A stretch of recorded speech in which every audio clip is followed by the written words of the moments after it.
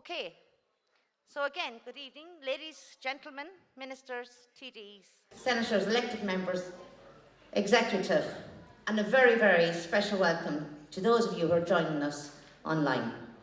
My name is Annette Barr-Jordan and I work in the community section of Westmeath County Council, and it's a special privilege to be in the position to welcome you all here tonight to the 20th anniversary of the Westmeath County Council Cathaoirleach Awards.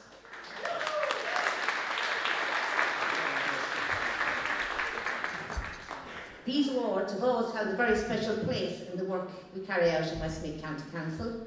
They give us a chance to catch up with many of the groups and individuals that we work with on a continuous basis through the year and celebrate what really community spirit is. Joining in on the celebrations of seeing the Community Awards and the Cathaoirleach Awards in this beautiful place to this Belvedere House and Gardens. It's a beautiful evening and we've been more than lucky to keep off the rain this evening, so that's absolutely great. So I hope that you've enjoyed all the free time you had. I hope you've enjoyed the food and you caught up with friends. Some of you might have seen each other in months and some of you may not have seen each other in years. This event supports you coming together to celebrate your achievements and to do our best to make it an evening to enjoy with entertainment, refreshments and networking time. So I hope that the refreshments were to your taste and that you enjoyed the wonderful music provided by us earlier on this evening by the violinist Roisin Granahan. Can you show it? Thank you.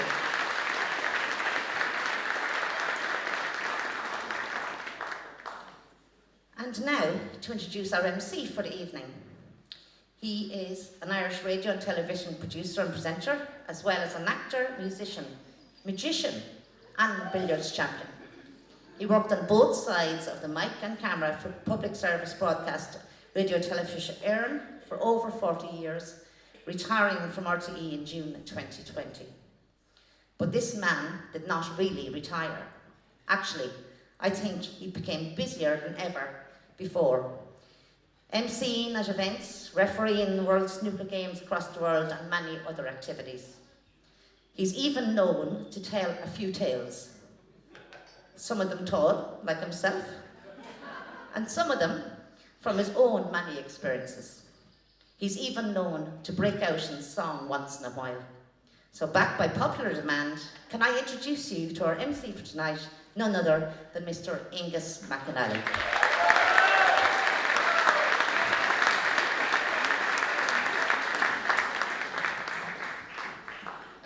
Thank you so much. Good evening. Good evening. Now we have to remember that we're live streaming all over the world. And if I was a nice person, I'd be nice to everybody. And if I wanted to be really mean to the sound man, Alan is up there, I could, because the sound of the streaming world really make him worry. My microphone, it's actually going wrong. He'd be, oh, only joking, boys. Delighted to be back.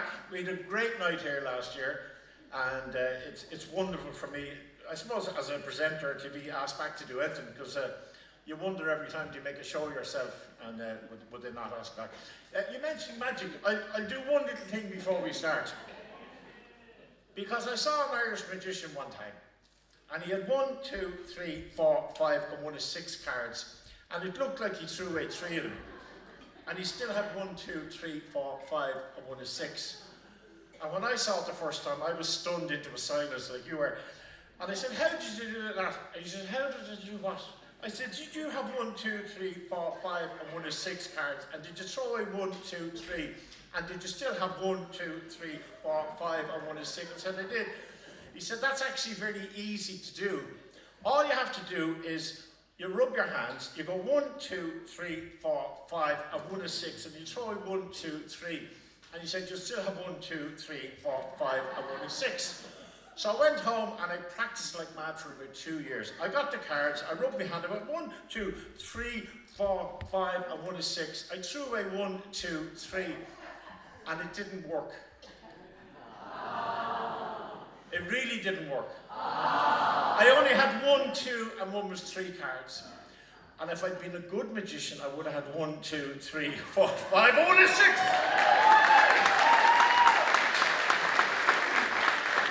Now, the only downside to that is somebody's going to slip on one of them, and the public insurance, so if anybody wants to pick them up, by all means do.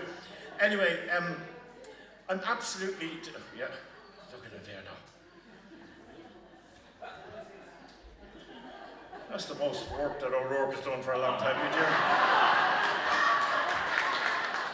trading on the old family name for years, you know. Oh, well, at least his name is nearly the same as mine. We're a letter out, aren't we? I'm A-O-N-G-H-U-S and he's A-N-G-H. No H. A-N-G. Oh, the correct typical politician, isn't he? Anyway, no, I'm delighted to be here, and recently I was involved in the wonderful conference that was held in Athlone on the age-friendly Ireland or whatever, and I did mention there, and I do feel it's important at the age I'm at now. As I said to people, I'm getting to the age now that when I tie my shoelaces, I have a look to see is there anything else I can do while I'm down there, you know, the kind of way. And like when I wake up in the morning, I have a look at the Irish Times and I have a look at the death column, and if your name is not in it, I get up, you know. And you'll find as you get older now that all the contacts in your phone are doctors and nurses and things like that. But we're alive and we're well, and Annette mentioned about just enthusiasm and energy and keeping going. And that's what I love about, when we looked at the national level, we saw all those people from all over the country doing something. What I love about tonight and about the Cathaoirleach Awards is that we are celebrating each and every one of you in your own place, in your pride of place, in your pride of community, in helping other people. I think the world has become very kind of singular. People are focused on themselves all the time. So it's really rewarding when you see people. Hang on, here's the late one's coming in now. Look at the woman in the white jacket now, and she's hanging at the side. Have a look at her, look at her. And look at Kevin, by the way, Jesus. Kevin, fair play to you. You must have been up all night getting the new highlights in the hair. It means he can show off the wall, the jealousy wall. Over there now, I'm sorry if you can't see the wall because it's reflecting off the light in my hair. Anyway, Kevin, he's a great guy. Give him a round of applause. Does fantastic work here all year round.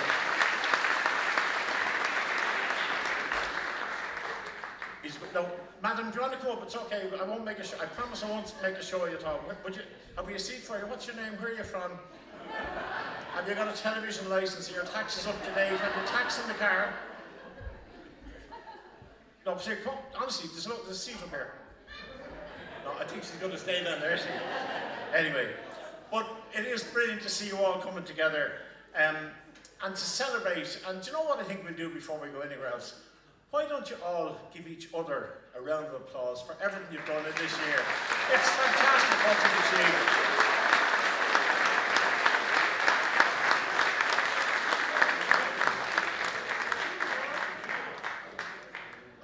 After noticing there's a member of the Garda Síochána down there, and he has the jacket off, and I don't know whether that's a good thing or a bad thing, but I wonder what kind of an accent he has, because I went to school with a fellow called Joe White. He was from Raheny in Dublin, and he wanted to be a guard, and he went off when we finished school. He went, and he was a real, how are you, Angus? You all right? You all good? And he went down to Templemore and he became a guard, and I met him when he came back from Templemore. All right, Joe. Well, no, I'd have to have a look and see what size shoes he had. He got this Garda accent, it's brilliant. I don't know, they must teach him that. Anyway, I think the Gardaí do a fantastic job, and my car is tax insured. And so, well done. Anyway, we're going to kick off this evening. There's so many different awards, and I'm honoured to be back here with you. I thought last year was fantastic, and I went home with a big buzz in my heart for the goodness that I saw from the community spirit. And you don't see it in Dublin a lot of the times. People are, I find it weird now. I live in a nice part of Dublin in Portmarnock, and I know my neighbours each side of my house, and I would know the neighbours on the far side of them to nod to, and I wouldn't know the neighbours 3 doors up, and I'm there for 24 years in that particular house. And yes, when I see people here, you know everybody, and you care for everybody, and you can leave the door open, and that's, hold on to that, because that's really, really, really important. What we're going to do is, to kick off the evening, we're going to have a little short video of what the community means to the groups and individuals around Westmeath. So community to me means togetherness, connection, having someone to call and a friendly face. It's about enriching everybody's experience and having pride in where you live. We all need it. We all need one another. We are not built to be loners. You know, we connect. That's what it's all about for us. It's like a family, it's like a home for people. Community is what gets you through it. It's the people who come together in a time of need and who help one another. To be able to do something for your community and work with your community, it is a great privilege. And it's very important. Without those people, those groups, we couldn't have the towns the way we have them. So that's a very important. Community spirit is very important. Working together is what makes a lot of a difference. And as a community, we all trying to come together to help each other and to improve our areas, to improve our towns and our villages as best we can. Being an active member of the community gives you a sense of purpose. Community for me is the feeling of belonging, the feeling of contributing, the feeling of making a difference. It's all about people pulling together to do something that's really valuable to you. What better thing could you be doing than helping your fellow man? My definition of community would be people coming together to work together to make sure that everyone in our community is represented in the work that we do. I think a positive outlook. It stops the negativity. It stops you thinking about the age you are and what the future you might have. It gets you up there and going, and you're part of something, and it's really important. One of the best things for your health and well-being is said that when you actually give, you actually get back twice fold than what you actually give. So I would say to everybody, volunteer and you'll really know the benefits. If we keep every little local effort that strengthens the community, it's great. It's like a wave in the ocean, you know, it gets stronger and stronger, and that's what we want to have.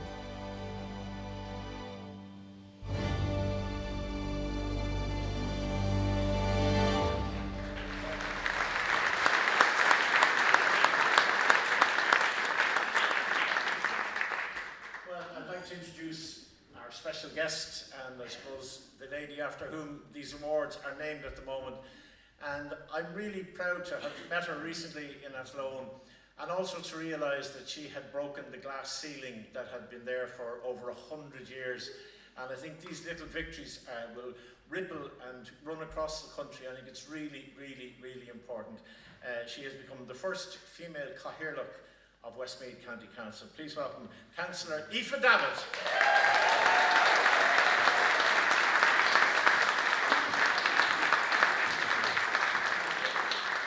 I think Barry and I were lucky that we were sitting behind Angus and not in front of him for the opening remarks, maybe.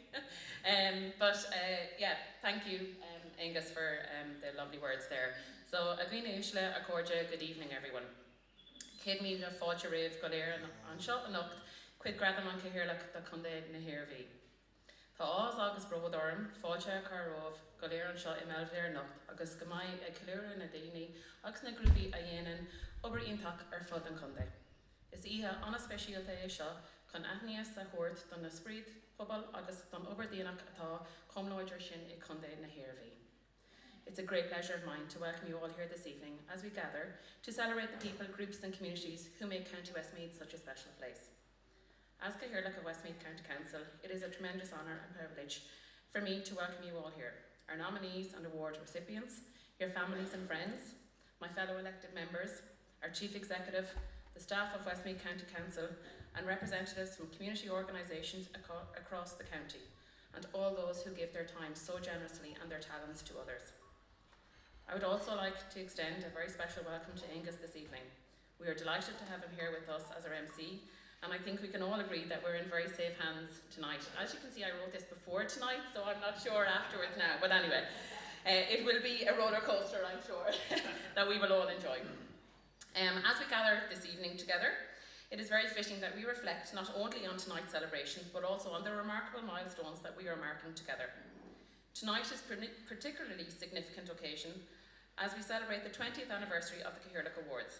Over the past 2 decades, these awards have shone a light on the very best of Westmeath, the individuals and the groups that go above and beyond, often without recognition, to support others, to strengthen their communities and enrich the lives of people across our county. It is also a special personal honour for me to stand here tonight as the first female Cathaoirleach of Westmeath County Council. I hope this evening reflects not only the pride that we have in our county and our communities, but also the progress that we continue to make as a county that involves and values inclusion, equality, opportunity and participation for all. While anniversaries give us the opportunity to look back with pride, they also remind us of the people and communities whose dedication continues to shape the future of Westmeath every day. Over the past year, I've had the privilege of travelling throughout Westmeath and meeting people involved in every aspect of community life, from sports clubs, youth groups, voluntary organisations, schools, cultural projects and community initiatives. What has struck me the most is that at every turn it is the incredible generosity of spirit that exists in our county. Whether it's the volunteers opening up the clubhouses and community halls, neighbours supporting one another in difficult times, groups working tirelessly to protect our heritage and environment, or people simply giving their time quietly and consistently for the good of others. There is a remarkable sense of community spirit alive in Westmeath. What makes these awards particularly meaningful is the way in which our nominees come before us tonight. Every individual and group being recognised and nominated by their own community through an open nomination where they were put forward by their community. An open nomination process led by Westmeath County Council. This is something very special. It means that the recognition that each nominee receives tonight comes from the people who know their work best.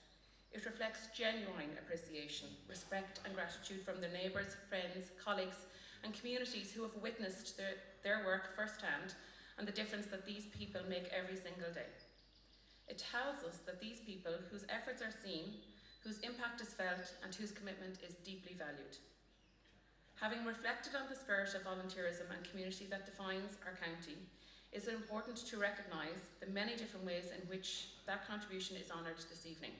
Our award categories for this evening are recognising achievement across a wide range or a broad range of categories: equality and social inclusion, creation and sport, community involvement, heritage and environment, active elderly, children and youth support. Each category reflects a different aspect of community life, but all united by one common thread: people coming together to support, inspire and uplift one another. Later this evening, we will also present the overall Person or Group of the Year award, recognising the outstanding contribution that has been a truly exceptional impact across our county. Year after year, what stands out most is the extraordinary level of volunteer effort given by so many throughout Westmeath. These are individuals and groups who do not seek recognition, who work quietly behind the scenes and who simply get on with the task of helping one another to improve their lives around them. Tonight gives us the opportunity to say clearly, publicly and sincerely thank you. To all of our nominees, you represent the very best of Westmeath. Your work has made a real and lasting difference to the communities across our county, and we are immensely proud to recognise your contribution here this evening. Of course, selecting winners is never an easy task. Every nomination submitted was deserving of recognition and every story was inspiring in its own way. While awards will be presented tonight, every person and group nominated should leave here immensely proud of what they have achieved. Because tonight is not simply about awards, it is about community. It is about recognising the strength that comes when people work together, supporting one another and building something better for future generations. It is about celebrating kindness, leadership, compassion and service, values that remain at the heart of community life in Westmeath. As we mark the 20 years of the Cathaoirleach Award, we also look forward with confidence and knowing that the same spirit of volunteerism, generosity and leadership continues to thrive throughout our county.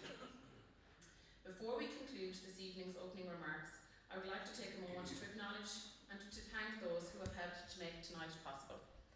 I would like to sincerely thank everybody who contributed to organising this event. In particular, to acknowledge the community section, there's lots of them here beside me and over here, who had their hard work and dedication come to fruition tonight, bringing a spectacular night together. Your commitment to supporting communities across Westmeath is greatly appreciated. I'd also like to thank, Michelle was here, she's gone somewhere I think, Belvedere House and Gardens, Kevin got a mention earlier, for providing such a stunning venue for tonight's celebration and indeed everyone behind the scenes who helped to make this evening possible. I'd like to take this opportunity to thank the media for the coverage also. Finally, thank you to all those who took the time to submit nominations. By doing so, you have ensured that these important stories are told and that the people behind them receive the recognition that they richly deserve. As Sister Stanislaus Kennedy once said, small acts carried out consistently can transform lives and communities. These words capture perfectly the spirit of what we are celebrating tonight. A spirit of volunteerism, generosity and care for others that continues to define communities across Westmeath. So tonight, let us celebrate the achievements, the dedication and the extraordinary generosity of spirit that continue to shape County Westmeath every single day. Let us celebrate the volunteers, the leaders, the neighbours and the quiet champions whose kindness and commitment strengthen our communities and inspire us all. This evening is a reminder that the true strength of Westmeath lies not only in places or institution, but in its people. In the willingness to support one another, to stand together and to build a brighter future for generations. Thank you for all being here tonight, and may we continue the work together and celebrate and support one another, keeping the spirit of community at the heart of Westmeath for many years to come.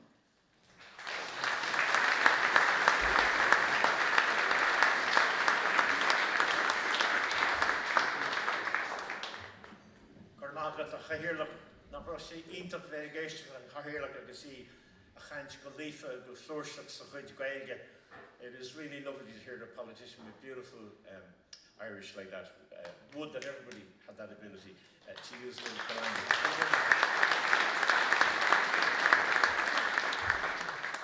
I also want to commend the organisers for having a live stream, because later on we'll be talking about pride of place. And I know from a radio programme I presented for many years on RTE radio called Both Sides Now for the immigrant community all over the world. You've no idea how tangible it is to feel in touch with your home place. And so for the Westmeath people all over the world who are watching tonight, this is a really, really important night to catch up with family and friends and places. And when they hear the place names, perhaps they're a long time gone out of the county and the area, but if they hear a place name that reminds them of home, you're doing some good even from such a long distance. So gorgeous, well done. That's a really good idea to have it live streamed. Well done.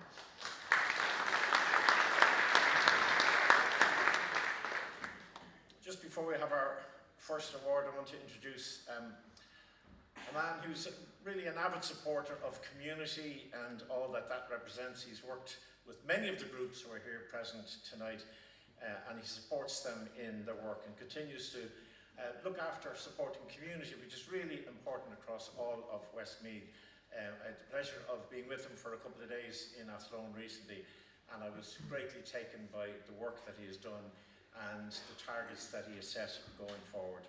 Will you please welcome the CEO of Westmeath, the Chief Executive of the Council, Mr. Barry Keogh.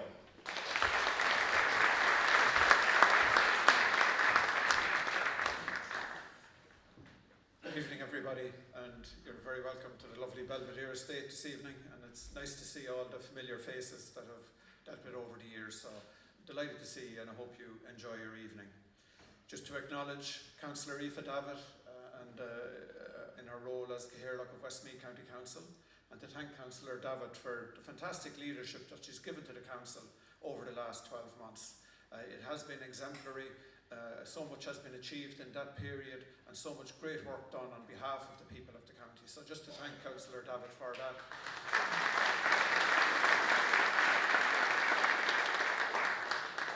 And as Angus has said, and as has been acknowledged, it's been an honour to work with the first female Cathaoirleach of Westmeath County Council, absolutely. And thank you, and I hope it's the first of many, and it's just important that everybody, as Councillor Davitt said, is represented.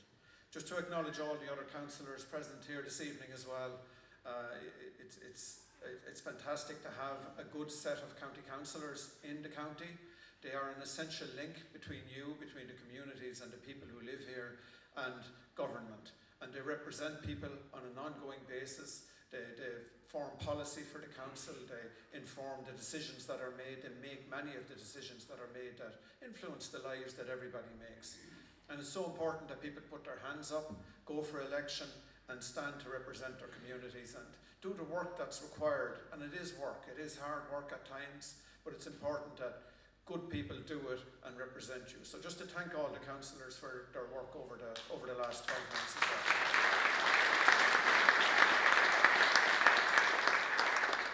And tonight we celebrate all the individuals and groups who've dedicated themselves to making Westmeath a great place to live and a great place to visit, and a place we can all be proud of. Just to acknowledge as well that Westmeath is a growing county. I'm sure that hasn't escaped anybody. Over the next few years, we expect to deliver between all of the county about 1,500 houses per year, and that's very, very welcome because it allows people to live here. It allows our own children and grandchildren to form a home here, to form a family and to live here. So that housing development that's now really taking hold in the county is critically important. But it means that we're going to have 1,500 new families every year coming to live in the county. And those families have chosen to live here, will choose to live here. And there'll be people who'll be seeking to work, they'll have children who will attend our schools, and their neighbours as well, who will become part of our communities. So the challenge for us all and for everybody in this room, for you as the communities, for the elected members and for us, is to make sure that these people feel at home, that they fit in and that they get to a point where they can call Westmeath home, as I have for the last over 35 years now. And it's within those communities and community groups in this room and the voluntary groups, the sports clubs, the toddler groups, the walking clubs and the tidy towns. That's where people find their feet. That's where they really get involved with people at a social level. So let's hope that everybody works to make that happen in the years to come. So it's a great time as well to be wearing the Westmeath jersey, just to acknowledge that.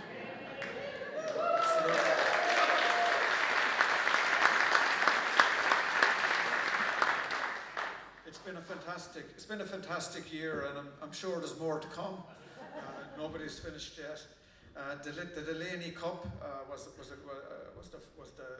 really the crowning glory so far, to win the Leinster title after so long. So well done to the senior footballers. Well done as well on winning their next game, and they're going to go and they're going to beat Galway as well.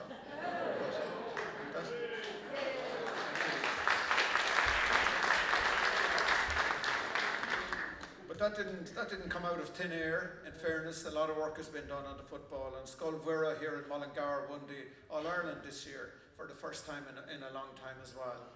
And on the way, it had to beat the Morrison at Lone, which wasn't easy, but it shows the strength of football in the county when it was two Westmeath teams in the semi-final, and a Westmeath team went on to beat a Tralee team in the final.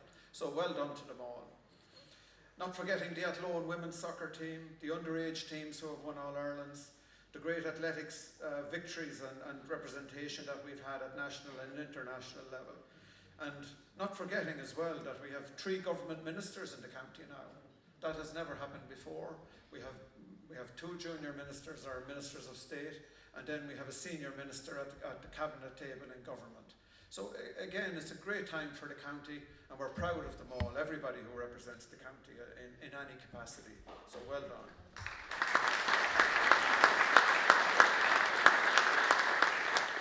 So just before I finish, just to thank our community team for Annette and Anne and Jenny and all of the team for the work they've done to put tonight together. To Belvedere for the fantastic venue that we have, and isn't it fantastic to see the flags up and celebrating the success of everybody in the county. I'd also like to thank Angus, our MC, for his work, for keeping us on track, and for the warmth and good humour that he brings to the proceedings. So I hope everybody enjoys the evening. Thank you so much for coming. Thank you for all your work throughout the year, and best of luck to the winners, and well done to them all. So thank you.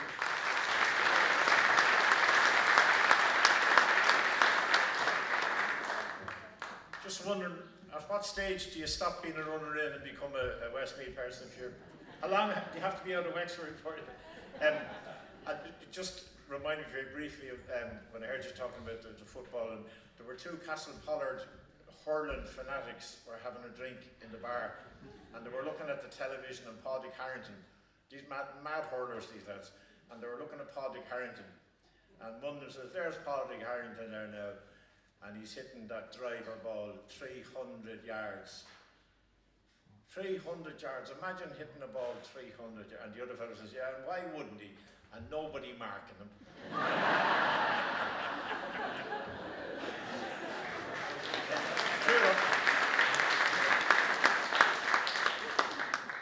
You know what they say, Mullingar agus chucky sheets, if you look after the young people, they will grow.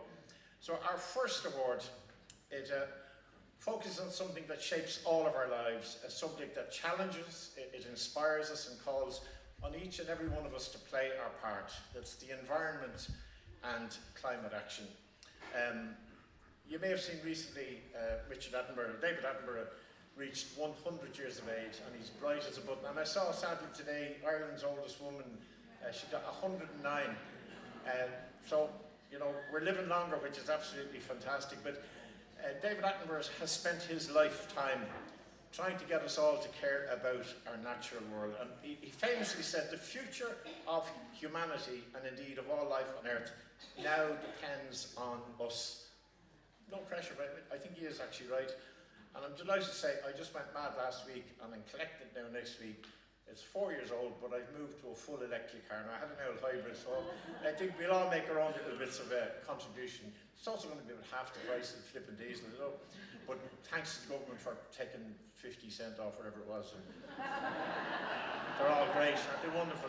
Anyway, the good news is we're in very safe hands, because across Westmeath, young people from preschool classrooms right through to the secondary schools are already stepping up and taking action, which is really, really important. And they've managed through creative projects and clever ideas and, I suppose, everyday choices to showing us all how little small actions, when you put them together, I suppose when you throw the little pebble into the water and the ripples and they all join up, and suddenly, hopefully, you can have a tsunami somewhere across the way. And if we all do our little bit, it will make a huge, huge difference. So we're going to talk about the eco schools, and I'd like to call on the Environmental Awareness Officer for Westmeath County Council, Mr. Shane Boyne, to announce these awards, and if Cathaoirleach Aoife Davitt would present, please. And we'll have some pictures now of the winning schools.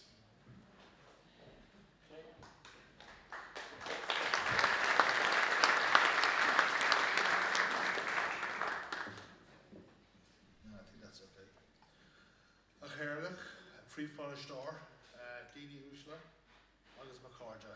So áthas orm bheith Sean Locht agus Gomarga the Gord Fáilte. I'm also delighted to be announcing this year's Cathaoirleach Schools Environmental Recipients Awards. But this evening we are celebrating something truly special: imagination and the extraordinary potential of young people in our communities. As adults, we often search for answers, yet the truth is clear. If we seek a fresh way of thinking or a creative mindset, we should take a lesson from the classrooms. Every day in these classrooms, children are exploring, questioning, experimenting and discovering. They're not just learning, they are shaping their own future, and with that, the future of Westmeath, and in fact, the island of Ireland itself. These young people are one of Westmeath's most valuable assets. Their curiosity pushes boundaries. Their creativity challenges the ordinary. Their courage should inspire us to do what is right rather than what is easy or what is popular. But imagination doesn't develop by itself or by accident. It grows because teachers and parents nurture it, and communities need it. I say creativity should be not an option in schools. It's an essential discipline. It should stand alongside literacy and mathematics as a core pillar of education. Children are born with fantastic imaginary abilities, and it is our responsibility to develop it, not to suppress it. When we encourage creativity through arts, play, project-based learning, and curiosity-driven exploration, we are teaching the children to consider, innovate, adapt, and deliver a reality that does not exist yet. In today's society, there are skills that matter. And let's be a little bit honest here, there are skills that we all wish we had a little bit more of. So to the children and young adults of Westmeath, we are proud of you. Whether in art, music, science, sports, technology, environmental action, or community work. You remind us, the adults, us in the room here, that what happens when talent meets opportunity. You prove that imagination is a strength and creativity is a skill. The future of Westmeath is not something that you wait for. It is something that you are already building. Which brings us nicely on to announcing the awards for the Environmental Schools competition. So in the preschool category, in second place, please congratulate Barrymore Community Childcare.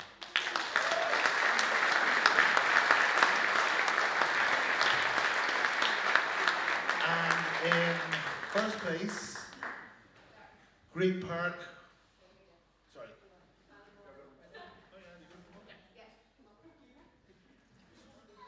There's no point in waiting. Come up. I won't describe all your dresses, but I'll let you.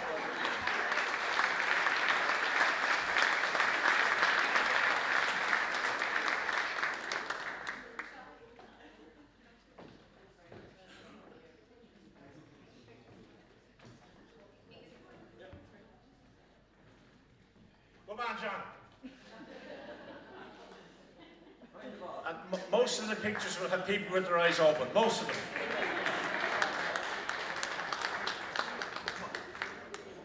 And in the preschool category, in first place, Green Park Montessori.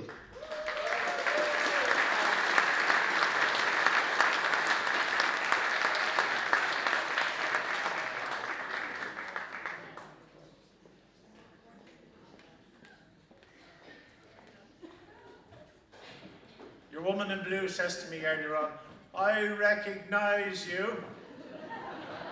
I thought you're doing very well at the speaking.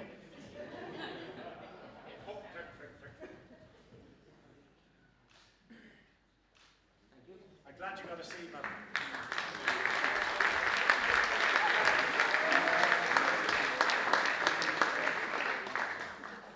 In the primary section, the overall winner is Presentation Junior.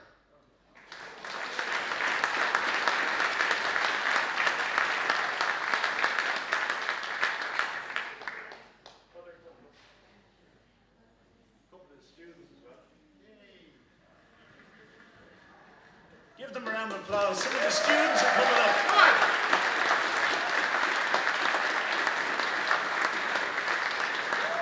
I don't want to go up, but you have to. I don't want to go up, but you have to. I don't want to go up! I just got word from the teachers, you've no homework all next week. It's all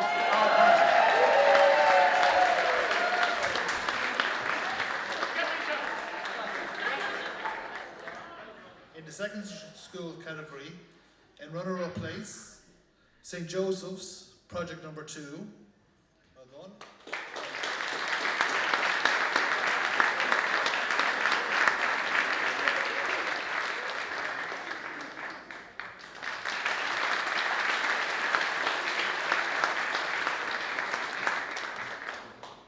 And in the secondary it is first winner is Loretto College.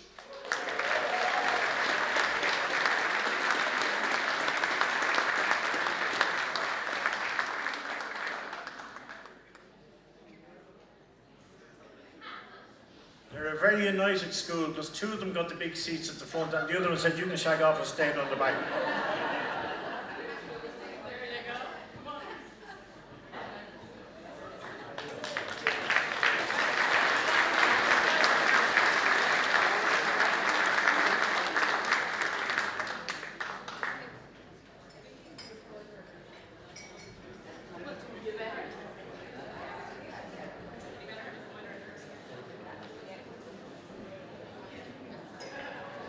Now, ladies and gentlemen, before we get to the overall winner, I've been instructed to advise that the Cathaoirleach had nothing to do with Loretto College. Ladies and gentlemen, the overall winner for this year's Cathaoirleach Schools Environmental Competition is Dean Kelly National School.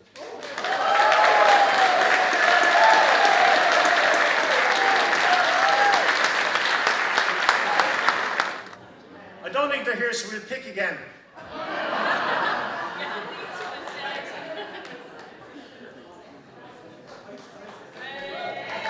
Councillor Angus O'Rourke,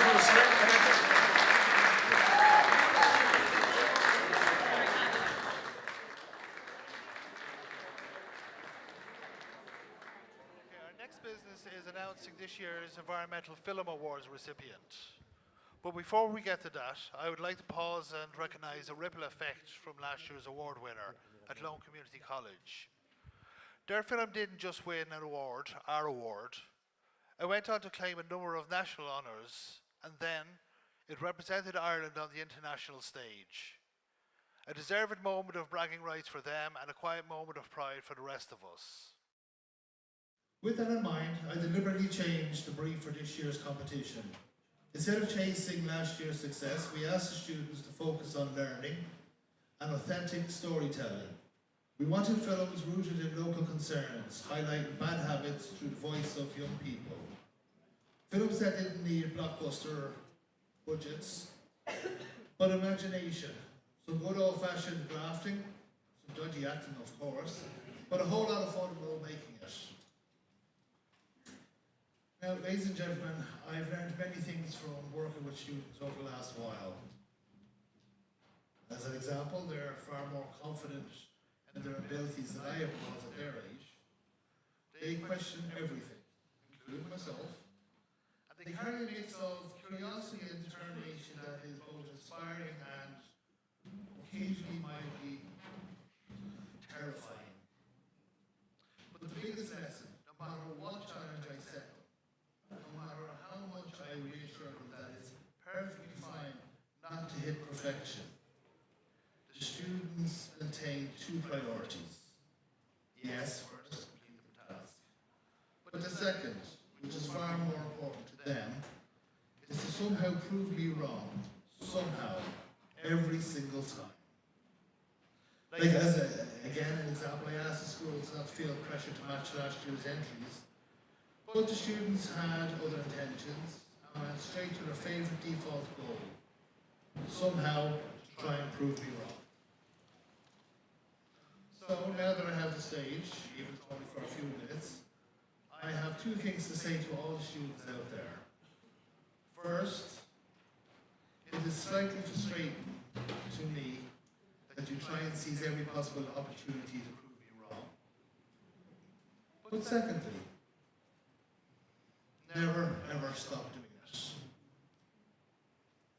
When you feel that spark, that sense that you may just be able to do something or pull something off, go for it. And when somebody tells you it can't be done, and you know in your heart and hearts that it can be, and it is the right thing to do, well, do your future self a favour. Stand tall, look them straight into the eye, and tell them that you're going to do it anyway. The world doesn't change because someone waited for permission or doubted their own abilities. It changed because someone stubborn enough, bold enough, and just refreshingly audacious enough decided to get on with it. And the rest of us, well, we call those people innovators.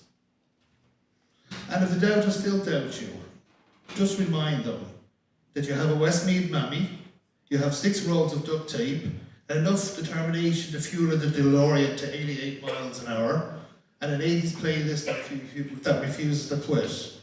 And then tell them, challenge accepted. Which brings us nicely to the business in hand.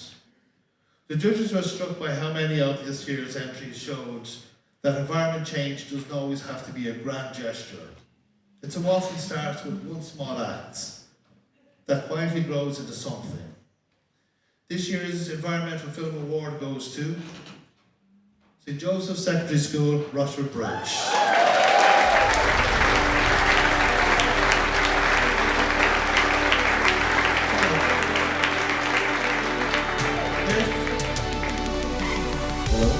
Their film captured the true beauty that the smallest action can set something bigger in motion. And when many people do the same small act, the ripple becomes a wave.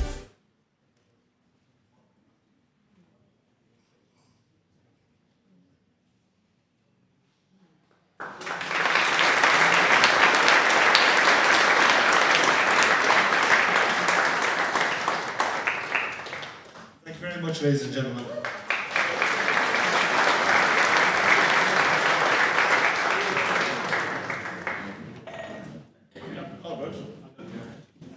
By the way, Helen has made all of the awards again this year in that beautiful wood that she works with in bog oak and whatever, and I think she deserves a round of applause. Extraordinary.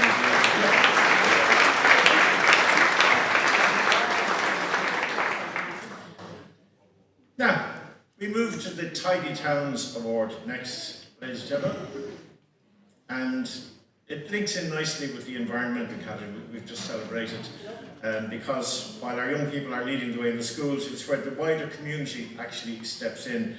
And all across Westmeath there are Tidy Towns committees and volunteers. They're hard at work, often quietly and without any fuss at all, helping to improve the look and the feel and the overall well-being of towns and villages. And whether that's caring for open spaces or looking after biodiversity or keeping the streets tidy and creating welcoming spaces for everyone to enjoy, it really does make a visible, tangible difference to life in the community. So these awards recognise the towns and villages across the county who have achieved outstanding results in the National Tidy Towns competition. And tonight we're going to celebrate those who've achieved the highest and second highest scores in each municipal district, as well as those who have shown the greatest improvement on last year. So it's been a lot of work over quite a long period of time to make that. And also we will also honour our Endeavour Award winners, because progress, effort and community spirit also deserves to be recognised just as much as the final result. So I'd like to call on Cathaoirleach once again, Aoife David, to present these awards. Thank you, Aoife. So let's start off now with the Athlone Moat Municipal District Tidy Towns Awards for 2026. And in Tyrrell Pass Tidy Towns, second place goes to Athlone Moat Municipal District.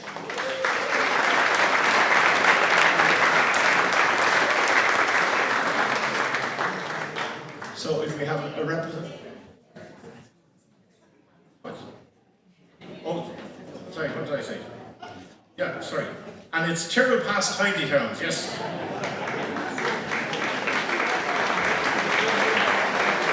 Thanks, Annette. They certainly win the most colourful award. What colour do they wear? Blue, pink, white, orange, red, look, wear them all. Tyrrell Pass Tidy Towns, well done, congratulations.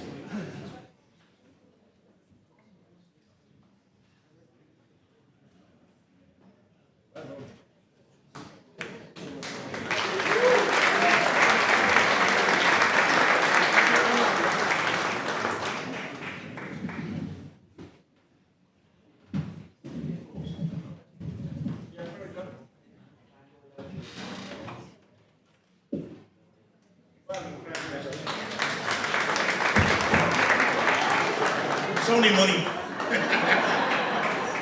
They're rolling in it, they don't need the money at all.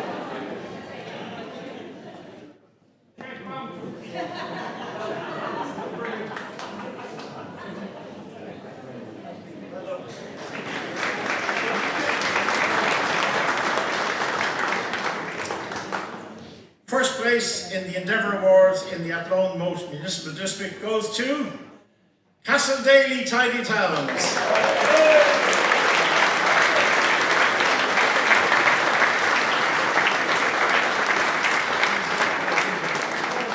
And we have two members of the Tidy Towns coming up here now. By the way, anybody who decided not to wear a coat because it was a lovely summer's evening, did you hear the rain a minute ago? It's absolutely lashing.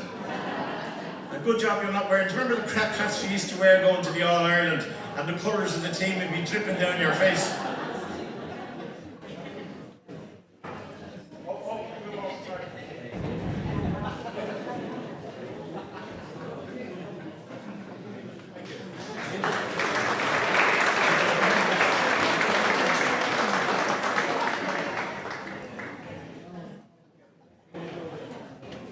You come on one side and you go on the other side.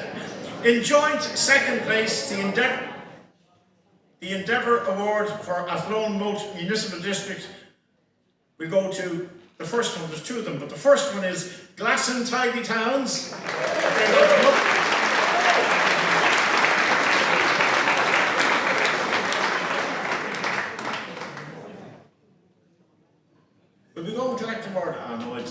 telly I'd like to see.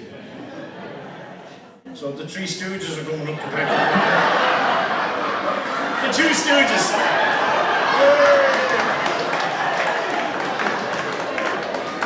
You see, do you remember, I think, was it Bertie or said, don't ever wear a silly hat. Don't ever, anyway, you're not a stupid. Oh, sorry, yeah.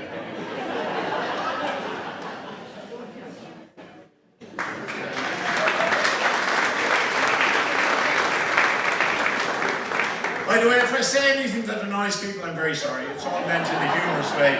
I'd like to apologise to Councillor Angus. He's very intelligent, highly intellectual man who's led a charge for many, many years. And no, he's very good. No, his mother thought somebody could shag off back over the river and go home. He did, yeah. I remember that well. In joint second place in the Endeavour Awards, Athlone Moat Municipal District is Moat Tidy Town. And the entire town of Moat is here.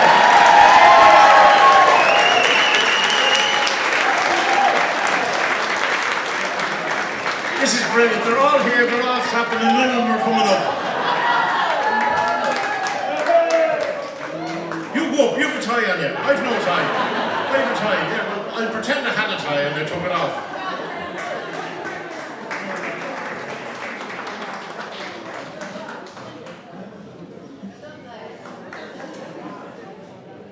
Well done, Mum. Yeah. We used to play in the well there years ago in the bands.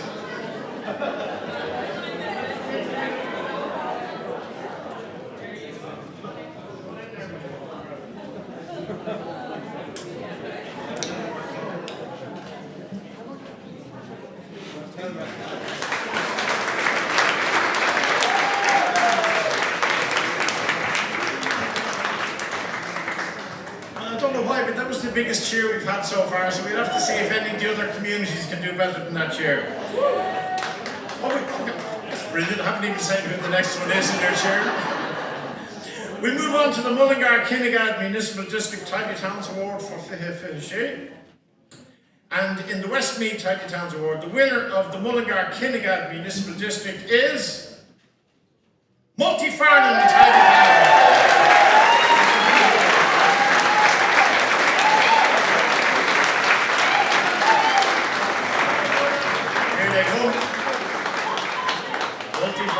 Lovely polka dot, you know, it's very much in season, it's on trend, yes. Black and red is very good, the light blue Garda uniform with the jacket looks very good, yeah.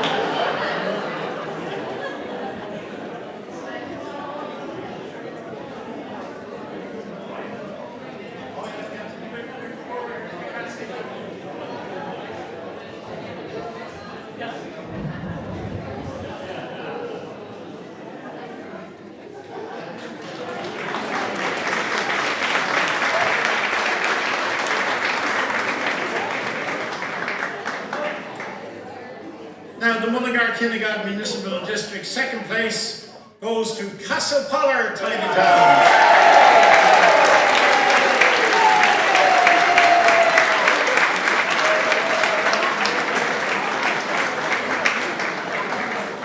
Is this known as the Donny Cassidy Ward, no?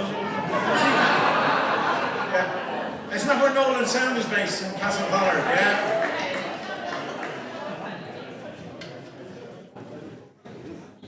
Donny Cassidy, when he was in America, used to get himself paged for a senator, because in America, senator was big business, you know. He'd be upgraded and, oh, what senator, he must come this way.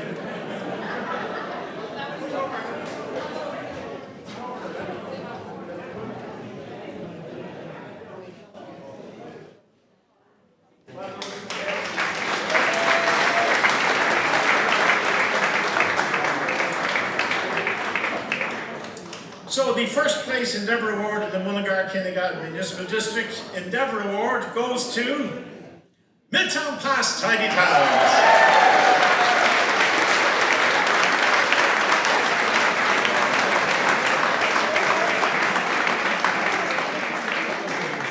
I think the wine is only kicking in now, everybody's cheering.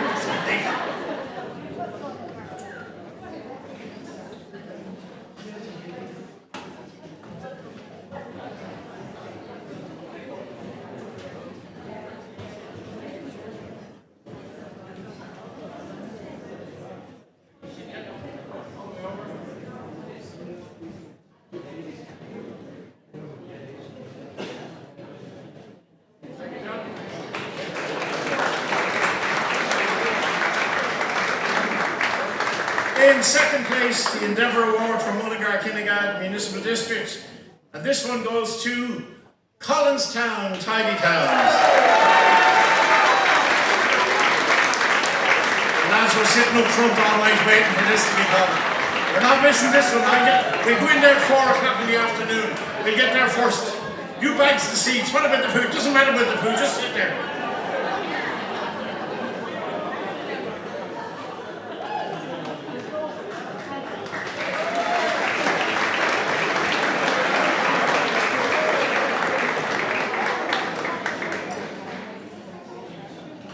And ladies and gentlemen, the overall winner for Westmeath Tidy Towns Award for 2026 goes to...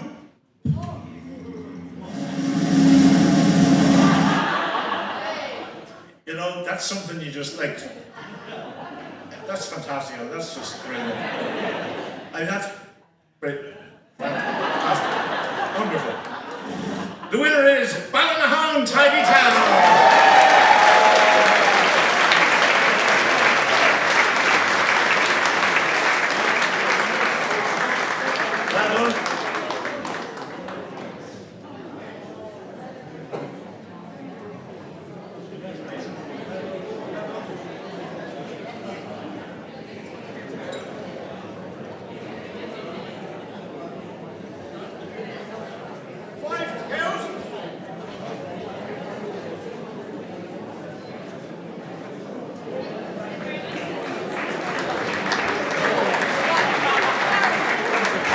Really is a fantastic award.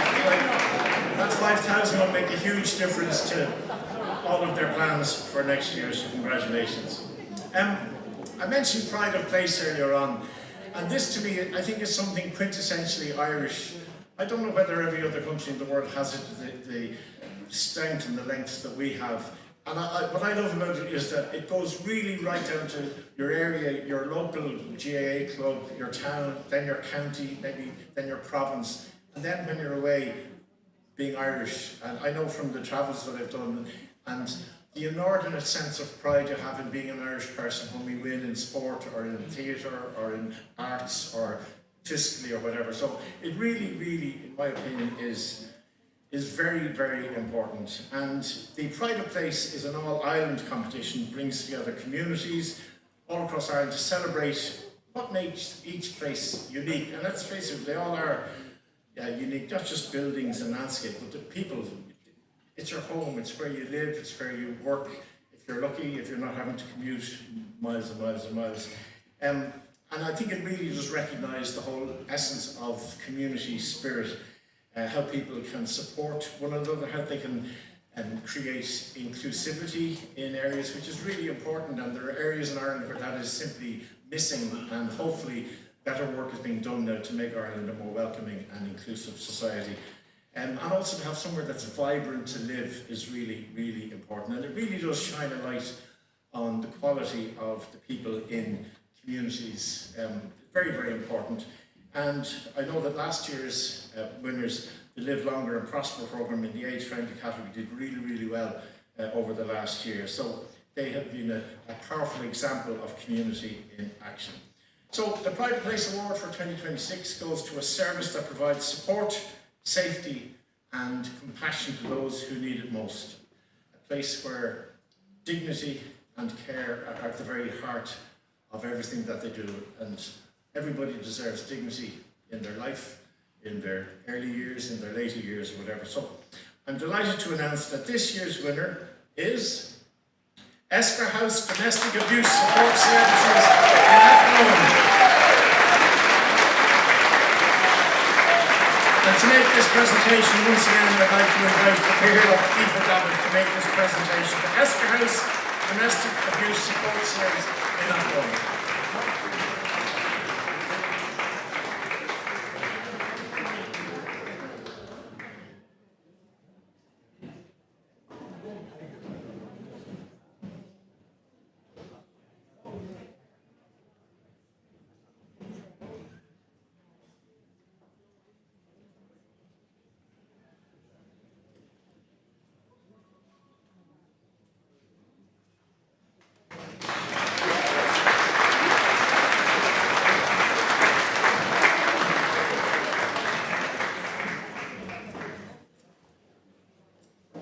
Now, the next award is for the Age Friendly Recognition Award, and as I mentioned, I was privileged to spend 3 days in Athlone recently, where Westmeath were hosting the Age Friendly National Conference. And the recognition awards are part of Westmeath's wider Age Friendly programme, and it gives an opportunity to acknowledge the outstanding work being carried out by many groups and organisations right across the county. And I suppose what's different about this award is that it looks at the various different ways that people are making a difference, from promoting health and well-being to tackling loneliness, which is a huge, huge issue for many, many people. Isolation, again, in many rural areas, this is a huge, huge problem. And to create opportunities for learning, for social connection. Some people aren't computer literate, who may not be on social media, may not feel competent with iPhones or iPads or touch screens or whatever. And these initiatives that are put in place can achieve huge changes in communities. So this year there were many, many wonderful, exceptional entries, and it made it really difficult for the judging panel to select. So the standard was incredibly high. And we're going to have a look at some of the age-friendly nomination videos, please.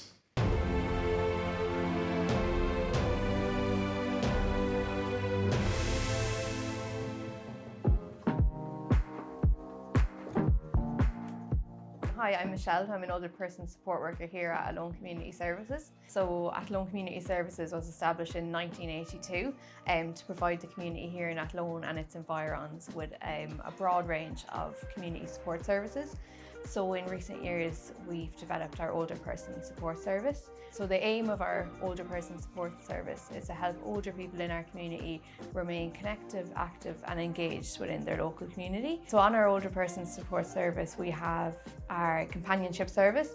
So that is where we go out and visit older people in their homes on a weekly basis and check in and make sure they're okay and they have everything they need, and just a friendly face calling every week. And then we also run a number of programs such as our exercise group, our art classes. During the summer we do a social walking program, and it's all just about creating opportunities for older people to engage within the community and have social connection. So services such as ours are vital to older people within the community, so it's great to see the positive impact that our service has on older people's health and well-being. So here at Athlone Community Services, we're really looking forward to developing our older support service further and seeing where it goes in the future.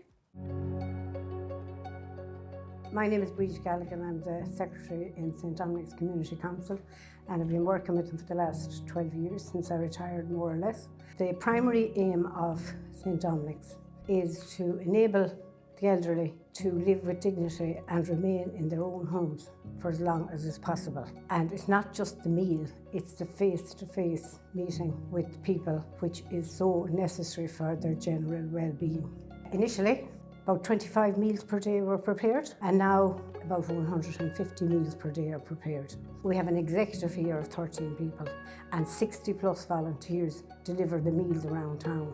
They love to see a face coming to the door. We have unrelenting support from our local community, and the level of support that we get from organisations, other organisations and from individuals in the town is just fantastic. In fact, without it, we couldn't continue the service. My name is Margaret and I'm a volunteer here with the senior fitness class in St Mary's Rochester Bridge. Running this fitness class just over a year. We have over 40 participants now, and we run 4 classes, 2 on a Tuesday and 2 on a Thursday. And there's 2 volunteers, myself and Caroline, and Adam, who runs the class for us. And it's been a huge success. I suppose it's important to get people out and meeting each other as part of a social group and make sure people are included as part of the community. Within St Mary's we have lots of age groups catered for, and there definitely was a need for the senior fitness class here. It's a huge bonus for their mental health. They're getting out, they're meeting a group of like-minded people. It's increasing their fitness and their mobility and their socialising skills, and it's opening up to do other things. Loneliness, I suppose, is a big thing in older people, and when they're part of a group they definitely feel more included. My name is Marion Mooney. I'm Secretary of BMB Active, and we're based in Mullingar here in County Westmeath. We have almost 400 members, and we do a varying amount of activities that encourage older people to remain active and involved. We have classes in yoga, Pilates, bowls. We do art 4 times a week, and we play pickleball 6 times a week. We go on holidays 3 or 4 times a year. We also do day trips, dinners, days out, and social days here in the community centre. We're well recognised in the community here in Mullingar. They're very proud of us as an organisation. And we run fundraising days throughout the year for other organisations such as Alzheimer's and the Cancer Research. We hope to continue what we're doing, only do more of it. We love what we're doing. We want loads of holidays, loads of social outings, and want to keep active in the future, and hope that we'll grow all gracefully because of that.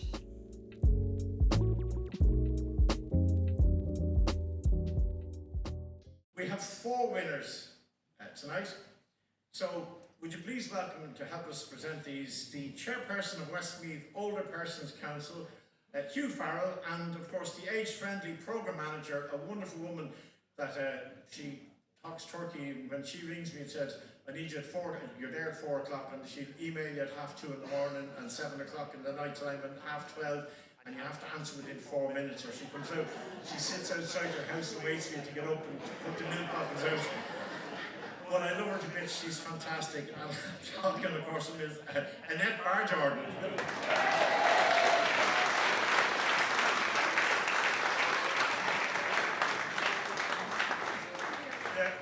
Oh, he's not, is he? Oh, Hugh's not here, but he'll find out about it tomorrow, I can tell you. He'll know that he wasn't here tonight. Now, Hugh, let me get a couple of things straight. What's wrong, Annette? Oh, you know what's wrong. Our first winner celebrates the benefits of staying active and connected.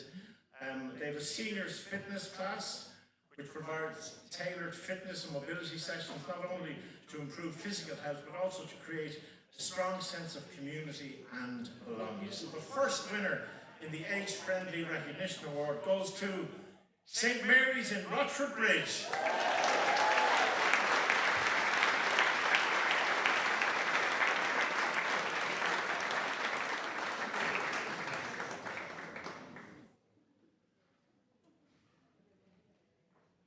Congratulations.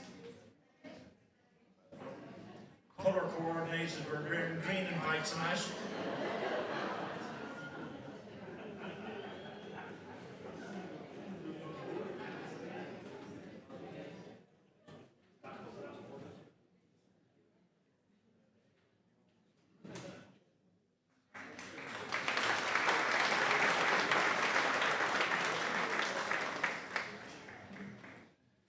Our next winners reflect a truly personal-centred approach to supporting older people in everyday life, and their Older Person Support Service delivers a wide range of programmes from companionship to home visits to digital skills to wellbeing initiatives, helping older people to remain independent, connected and supported in their own homes. And I really think that is so important. I think the longer you can stay in your own home environment and feel safe and loved and wanted and needed and competent, it's such a great. I've seen so many people, friends of mine of an older age group, who've gone into homes, and despite the great care that they get there, you do see them going downhill fairly rapidly. So I think independence in your own home is absolutely critical. So the second winner is Athlone Community Services Council. Congratulations.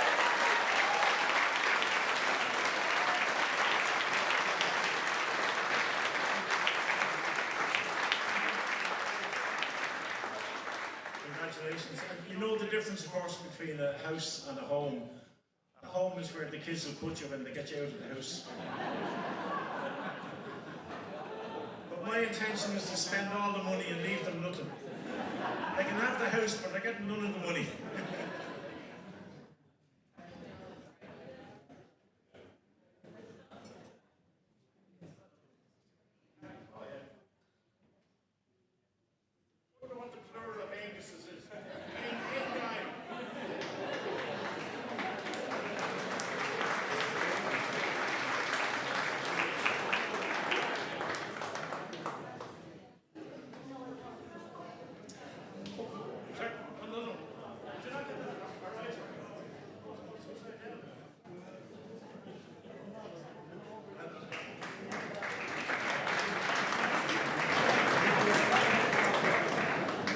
Our third winner in the Age Friendly Recognition Award is something that is very, very basic, one of the things that they do. And I certainly know a good friend of mine and their parents are quite frail, quite elderly. The man is waiting on a hip transplant or a hip replacement for the last 2 years, 3 years. They have very little mobility and they find it difficult to cook. So the idea of getting a hot meal delivered, it makes such a difference again. And the word that it keeps coming back to me is dignity, to be able to stay in your own home with dignity and not feel that you're a charity case or whatever, but to get a hot meal delivered, and also that interaction that you get with somebody who has time to speak with you for a few minutes makes such a difference to people's lives. And this particular community council have a big Meals on Wheels service, and hundreds of people each week get a warm meal, and also that wonderful human companionship which makes such a difference. So our third winner of the Age Friendly Recognition Award goes to St Dominic's Community Council.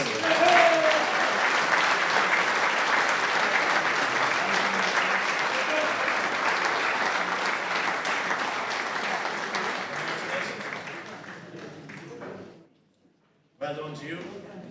She wanted you to come up first. I don't know whether she's afraid I'd say something about it. You come up this side. This reminds me of when we used to go see Santi and Pims in Dublin as kids. You went in one side and then you had to leave the other side. And you couldn't go back. If you went that way, you went back into the queue. So this is like the Oscars here.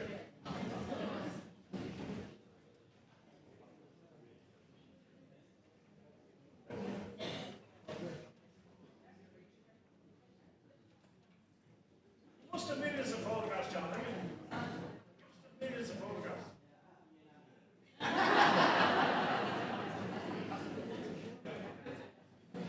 I don't think he's filming that camera at all. I think he's just flashing a light. And so to the final award in this category for the age-friendly recognition. And this particular winner shows that active aging can be vibrant, creative and full of opportunity. And they have an active retired together, they've creating connections, they're a dynamic organisation which offers a huge wide range of social, cultural and physical activities that brings people together and enhances well-being right across the region. So the fourth and final award in this category goes to BMB Active.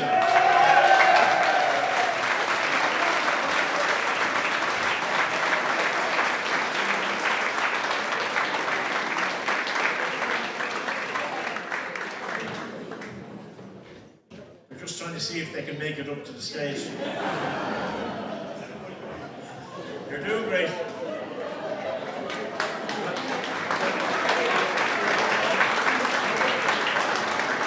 You want to see these playing squash and tennis and paddle court and everything.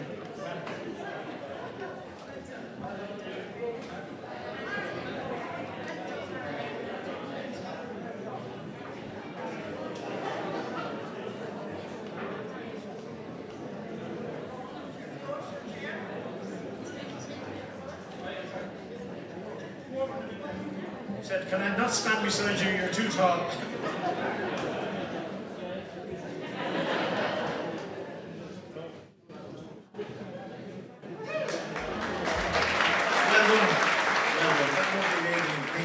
Said to me there, would you mind if I don't stand beside you because I'm only a small thing? And I have to say, genuinely, through all my broadcasting career, I was apolitical, not involved in any political party. But I have to tell you a very quick, true story. Many years ago, I was in Mosney Holiday Centre recording the Silverman's Sports Day, and there were kids doing 100-metre dashes, and every 20, there'd be 5 minutes between games, and I interviewed the winner before last, win before last. But then on Taoiseach, Charles J. Hoy was brought up to me to interview. So I said, Taoiseach, we're going to interview now in just a moment. And I'm here, and Taoiseach. So I said, we're coming live now in 30 seconds. And he said, bend your knees. I said, I beg your pardon? Bend your knees. I didn't know what he meant. And then he actually said to me, bend your effing knees. I've no intention of looking up at you for you. So I actually did the interview like this. Well, Taoiseach. Anyway, that's a true story.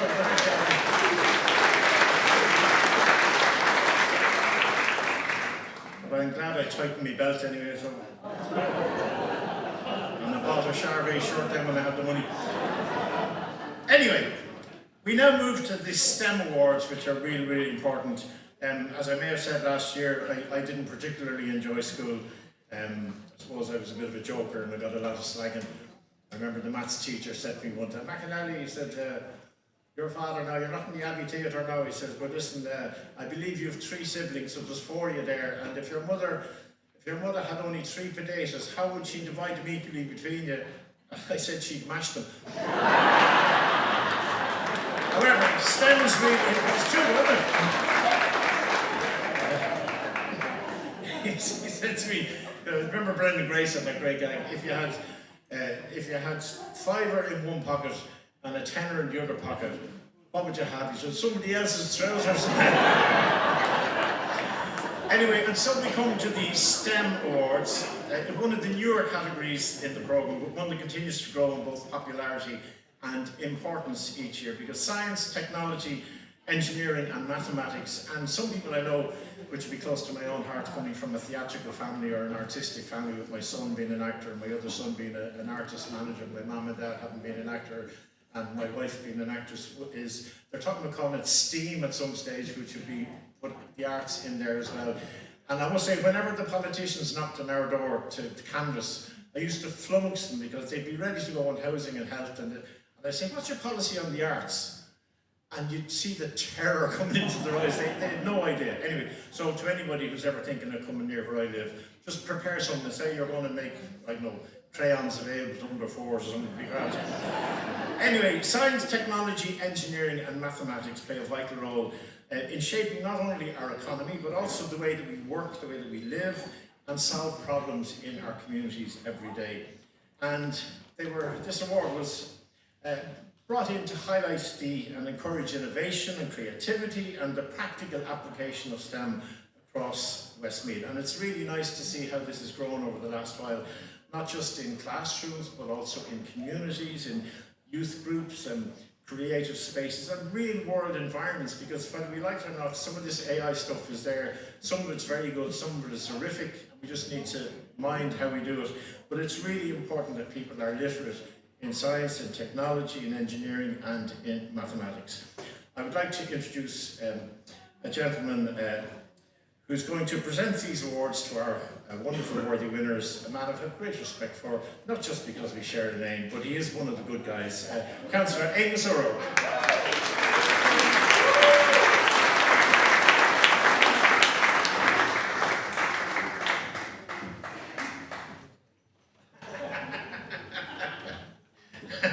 Tell you what he said. Well, I will actually. He said, "Me fly is open." Now he's going to wonder, am I a gambling man? Am I prepared to do the whole rest of the evening stood behind here like this? Will I go for the photographs like this?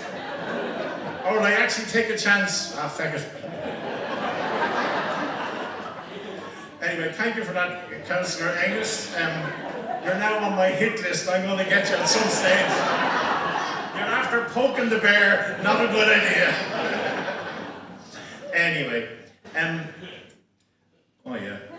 Our first group are so excited at the possibility of getting an award. They haven't bothered coming, but anyway. But we won't say anything. No, in fairness, they weren't able to make it here. They were watching something on the telly.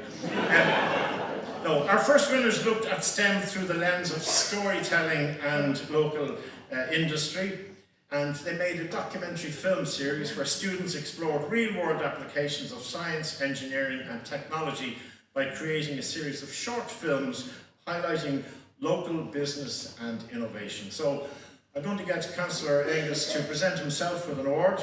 And this is for the Mullingar Community College TY Student Group. Give a round of applause, Angus.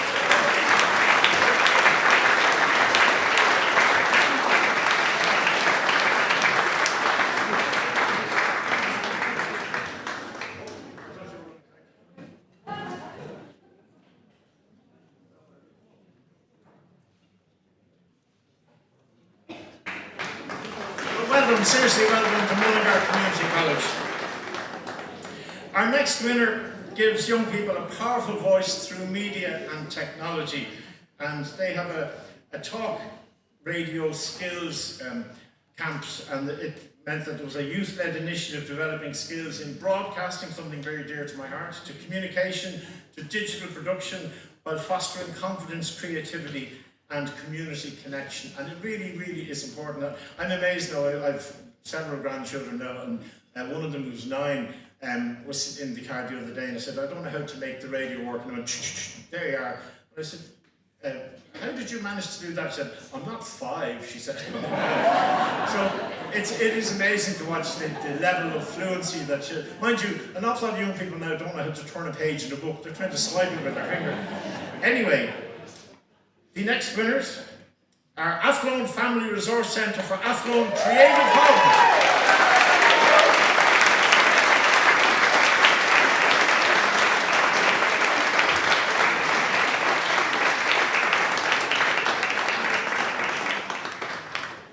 Here's the hub herself.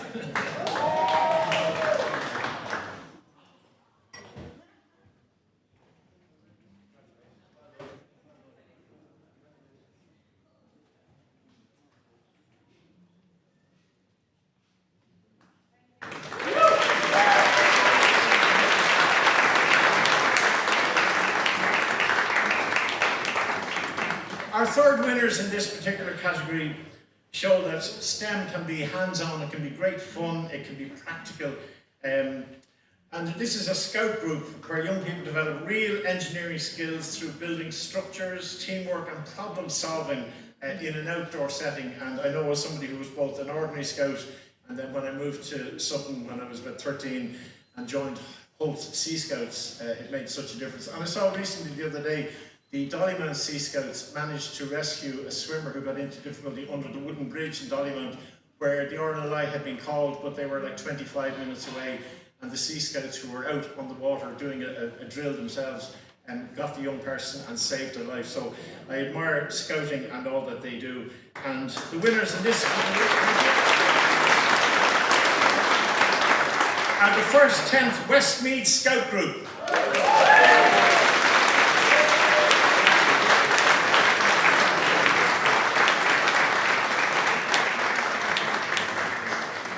I remember trying to make the toggle when you had the 3, and you had to try and interweave. It was very, very difficult. Congratulations. Well done. Well done.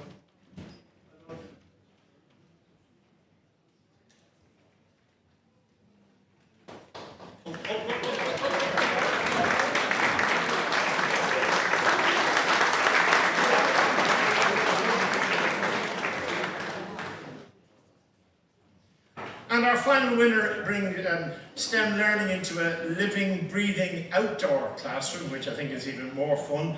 And they've managed to put together a sensory garden in a heritage park which offers hands-on learning in biodiversity and sustainability and plant science while engaging all of the senses. So what a lovely little change and a tweak to make something accessible, interesting, tangible, and makes a difference to people. I think when you engage people, if somebody is thinking about something completely academic, I think their eyes can glaze over. But when they can actually feel it, touch it, see it, it makes a huge difference. So the fourth winner in this category, Dunlashi Amenity and Heritage Park.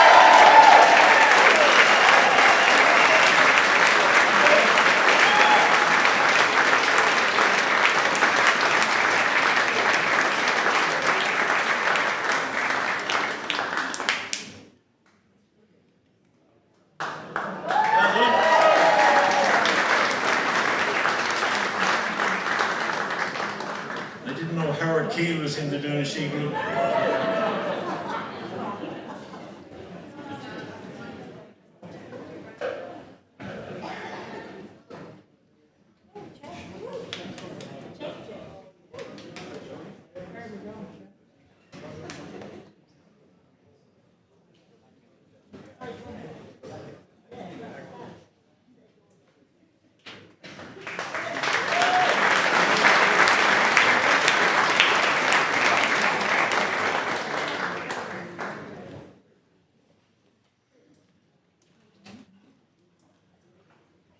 Give all the winners so far a round of applause. It's fantastic. And also, let's remember everybody else who entered, because I mean, I know it can be difficult on the night where you feel you could have won or you should have won or whatever, but honestly I feel that everybody here is a winner for actually getting up off your bum and doing things. Like, there's so many people who always want to say something should be done about this, and you say, well, what are you actually doing? The brilliant Gabe Warren, with whom I worked when I started as a producer, I was at a meeting with him in the office and I suggested an item for the following day, and one of my colleagues said, that's a stupid idea. And Gabe just stopped and said, okay, son, to the other guy, he said, what have you got that's better? And he said to the guy, he said, if you're going to criticise something, what have you got that's better? And it's something I've taken with me in all my working life, that have something, if you want to say, I don't agree with how the government's doing this or how anybody's doing that, what have you got that's better? And think it through. So anyway, so I admire all of the groups for actually getting up and doing something.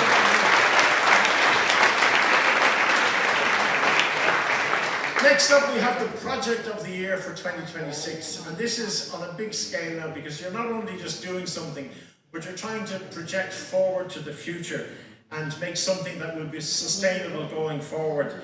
And the idea is that the action of this group should affect a range of ages, abilities and themes as much as possible. So this really is looking at the big picture. And the projects that were submitted were across a whole range of ideas and themes. Many target groups included redevelopment of community facilities, wayfinding, climate actions, training, inclusive community spaces, wildflower spaces and walks, lots and lots of great ideas. And the calibre, as always indeed with all of these entries, was very, very high, and it was very difficult for the subcommittee to select a winner, as all the projects were deserving of support, and under this award category it was a tough one.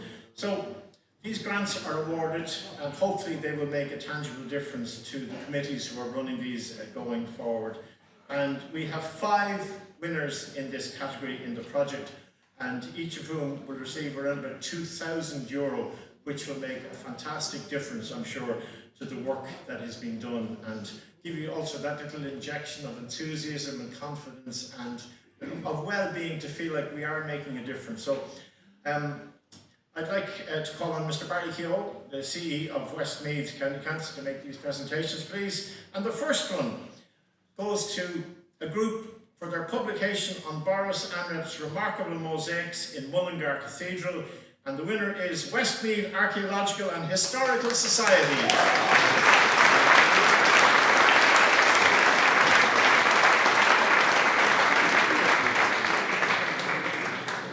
And all the members are studying for a mastermind at the moment. They're reading up some history. Oh, we have the they're coming up now. They were just playing it cool, you know. Don't go up immediately, take your time, you know. Because when we get halfway up, we'll start another round of applause. That'll be great. Give them a round of applause.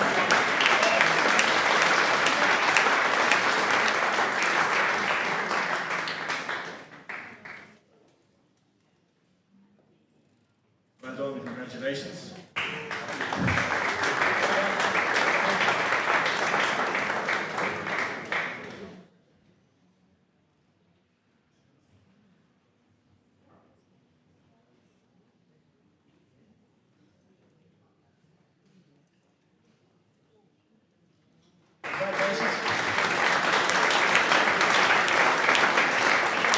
They'd be looking for a pub on the way home to see can they cash their check, have a few scoops on the way home to celebrate.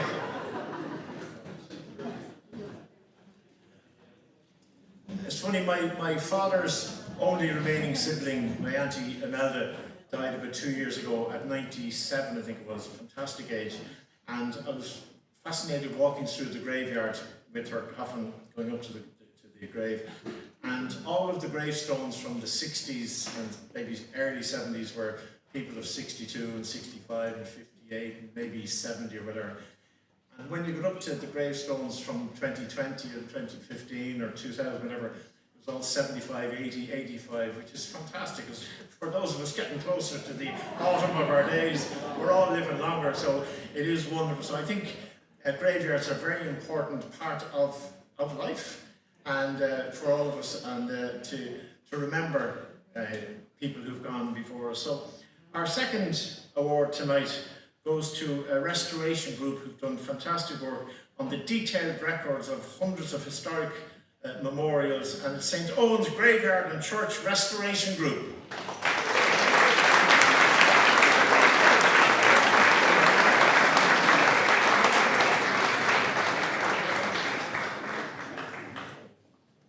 So a man who knows nothing about the war is coming up to accept it. Do you know the way in the Oscars, they've a whole load of people who just, if he was after winning the Oscar and that seat was empty, they get these people and they put them in to sit beside you. So that it doesn't, he was minding his own business. He'd get up there and take the award.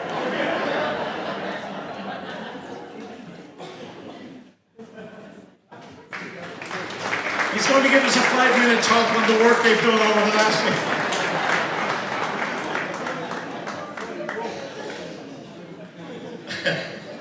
Well, if you want to sit in the dear seats, you know, your man's hoping to get called up again. He's after changing his shirt a lot. I didn't know, I just sat there. Yeah, fair play to you, honest to God. You're really, really good. I'd like to thank you for dressing up tonight. I'd like to, but anyway. Our third winners in this particular category have built a sensory garden which will create an inclusive, interactive space for people of all ages and abilities. And I think this little award will make a big difference to them as well. And it's Loughnane Valley GAA Healthy Club.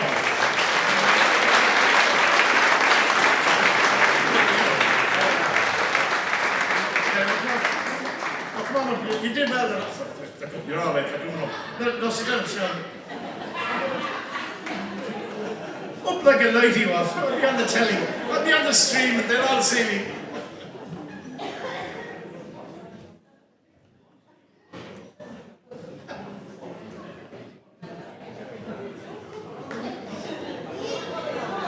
Oh, he's coming up anyway. I don't know who they are, but I'm going to stand there anyway.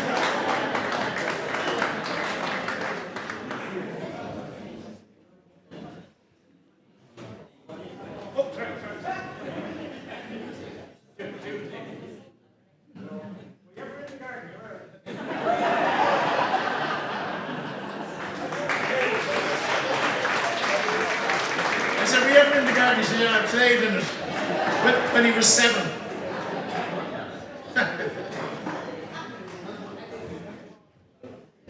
Two more winners in this category, ladies and gentlemen, and they'll also be getting a cheque for €2,000. It's fantastic the amount of money that's gone out, and it will make a big difference. So, our fourth winner in this category is the Athlone Canal Heritage Committee.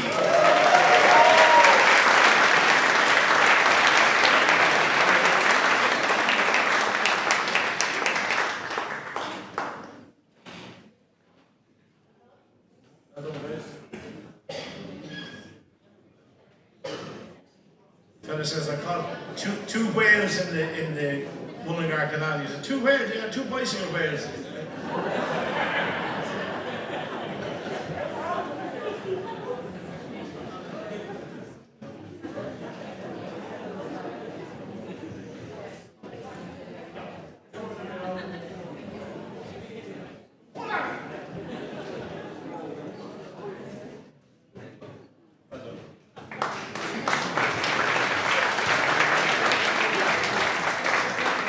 And the final winner in this particular category, they've built a brilliant outdoor picture gallery, and it is the Moat Railway Station Group. Congratulations.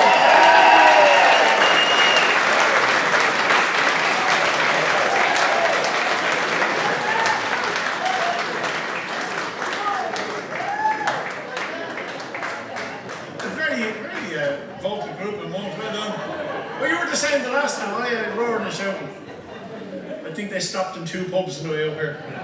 Congratulations.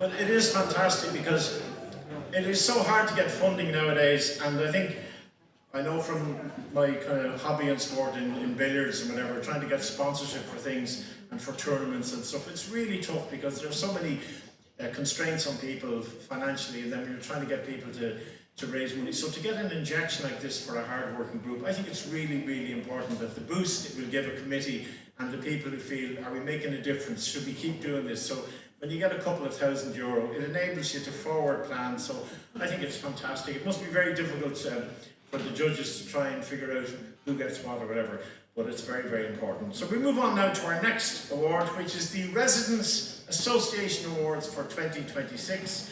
And this is aimed at trying to encourage the Residents Association to undertake a significant project. It's a very competitive process with €10,000 available to be allocated to projects right across the county. It's awarded to the groups who demonstrate a significant impact that a local project will make to the area and to the community in particular. And 3 projects in particular proved to be worthy winners for the award. And the association projects highlighted the power of local communities working together to create vibrant, welcoming places to live, whether this was to regenerate an estate or shared green spaces, or lots and lots of different things that they've done. There's also quite a strong focus on sustainability, which is a theme you'll hear coming up a lot, and I really do think that that is important from a rural point of view in Ireland, and indeed in urban areas as well. The development of native woodland, along with spaces for growing food and sharing knowledge, will provide both environmental benefits and hands-on education for residents of all ages. So there's lots and lots going on. So I'd like to call on the CE of Westmeath, County Councillor Barry Keogh, to make the presentations in this particular category. So the first award, who will be getting the €5,500, goes to Stoneleigh Residents Association for their estate regeneration project. So Stoneleigh Residents Association project.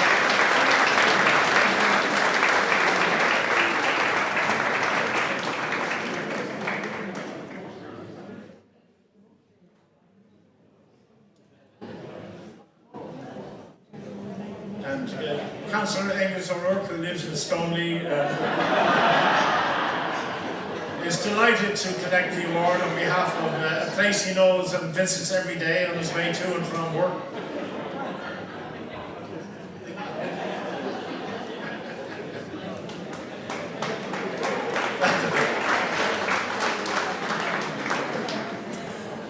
The second recipient of this funding is for a biodiversity planting that they've done, and it's for Kings Court Residents Association.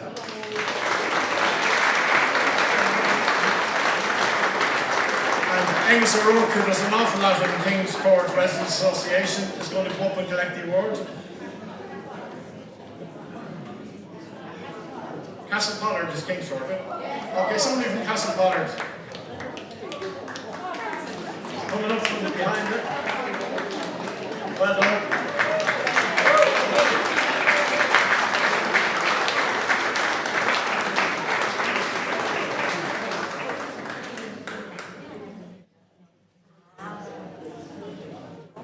Well done. Yeah, do you know anybody in Kings Court at all?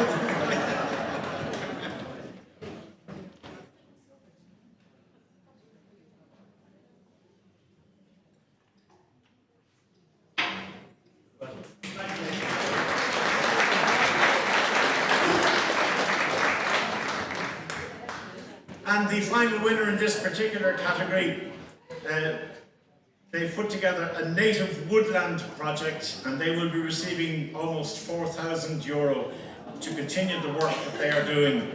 Let's have a big round of applause, please, for Coolevin Park Residents Association.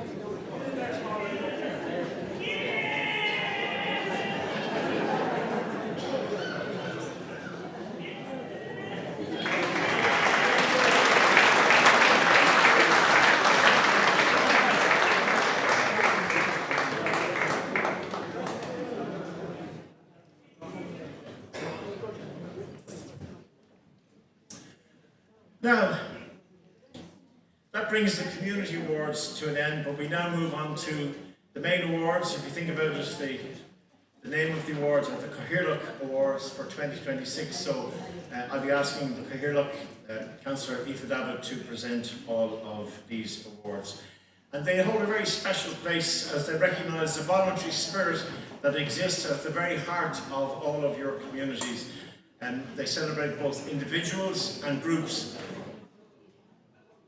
who give their time and their energy and their commitment, often quietly, but always very, very generously.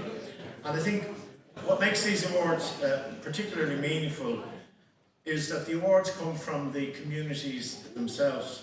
They reflect genuine appreciation, which is really important, from one volunteer to another, from one group to someone who has made a difference. And I suppose in many ways this is an opportunity for each and every one of you to say thank you to somebody else and to say we like what you do, we appreciate what you do, and we are very, very grateful for the fact that you continue to do it. And I suppose they also do remind everybody that while the work is voluntary and the work that goes on behind the scenes, it does not go unnoticed, because it would be terrible if you were doing all this work and nobody cared and nobody noticed, and you feel, why should we keep doing something like this? So it's an opportunity to show appreciation, bring it to the fore, and the recognition that people make such a positive impact on the lives of others should be recognised. Now, there were a total of 23 nominations under 6 categories: community involvement, children and youth, heritage and environment, equality and social inclusion, recreation and sport, and active elderly. So let's have a little video of the nominations, please, in this category.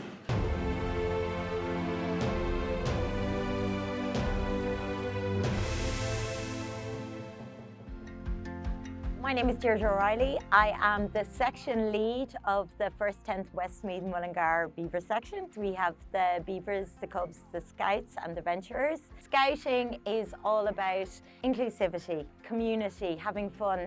The group teaches to be independent, resilient. It teaches them life skills and also, more importantly, to be part of, the community.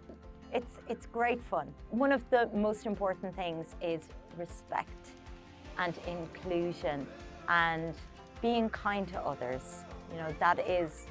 They are 3 of the most important values of the Scouting community. In the future, I think Mullingar, the Westmeath Mullingar Scout Group is just going to grow and grow. As we get more volunteers, we will be able to bring more youth members into the group, which, it's a community that you want to be involved with forever. I'm Laura Walsh. I'm the secretary of the Kinnegad Women's Shed. Didn't quite know what it was about until we got into it. With the luck and the help of all our wonderful members, came together, and it just became more than a shed. It became a community group. Women with all sorts of life skills, experiences, these wonderful women behind, who have come together and helped us become the Women's Shed. As part of the Kinnegad Women's Shed, we've come to know what our women would like, so we bring in a list of guest speakers. We also formed a knitting club, and from the knitting club has come knitting for the local hospitals, for the premature baby unit, and for the local nursing homes. It has branched out further and further. It's growing all the time.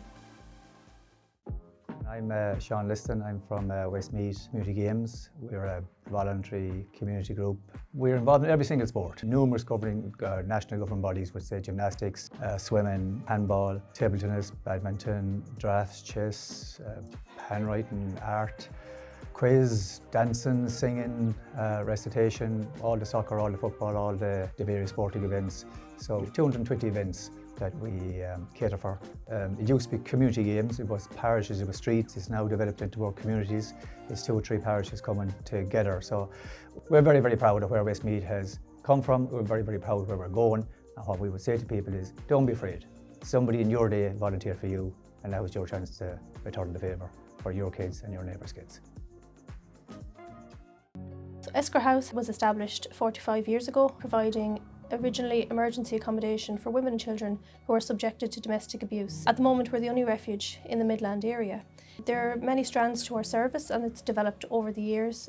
We have our community support service, and the main part of that work would be providing a safe space for someone to come and speak about what they're being subjected to at home, and to gain support maybe in the court system with child protection. So that's the next element of our service, is the children's support service. And that really is a wraparound service where the mum can come in and get her support, and the children get a safe space where they can speak about what's happening to them. The one that we're really proud of is our Spark programme, which is an 8-week programme for children to come in and they learn about what the feelings of safety is like in your body again. We work with schools and clubs to help children have more safe spaces in their lives. Our service has responded to the demand and the need for the service within the community. We have a really professional and dedicated team of people working here to make sure that every woman and every child feels safe and is safe at home and in their community. My name is Cathaoirleach O'Brien and I'm involved in Moat Tidy Town since 2023. We aim to enhance the environment of Moat, and we've got great feedback and great input from the community. It gives the town a focus, it gives people a sense of belonging, and when the town looks well, everybody has a very positive attitude to where they live. Every Saturday morning we meet at Price's and we do a litter pick, cut grass, we do weeding, we do planting.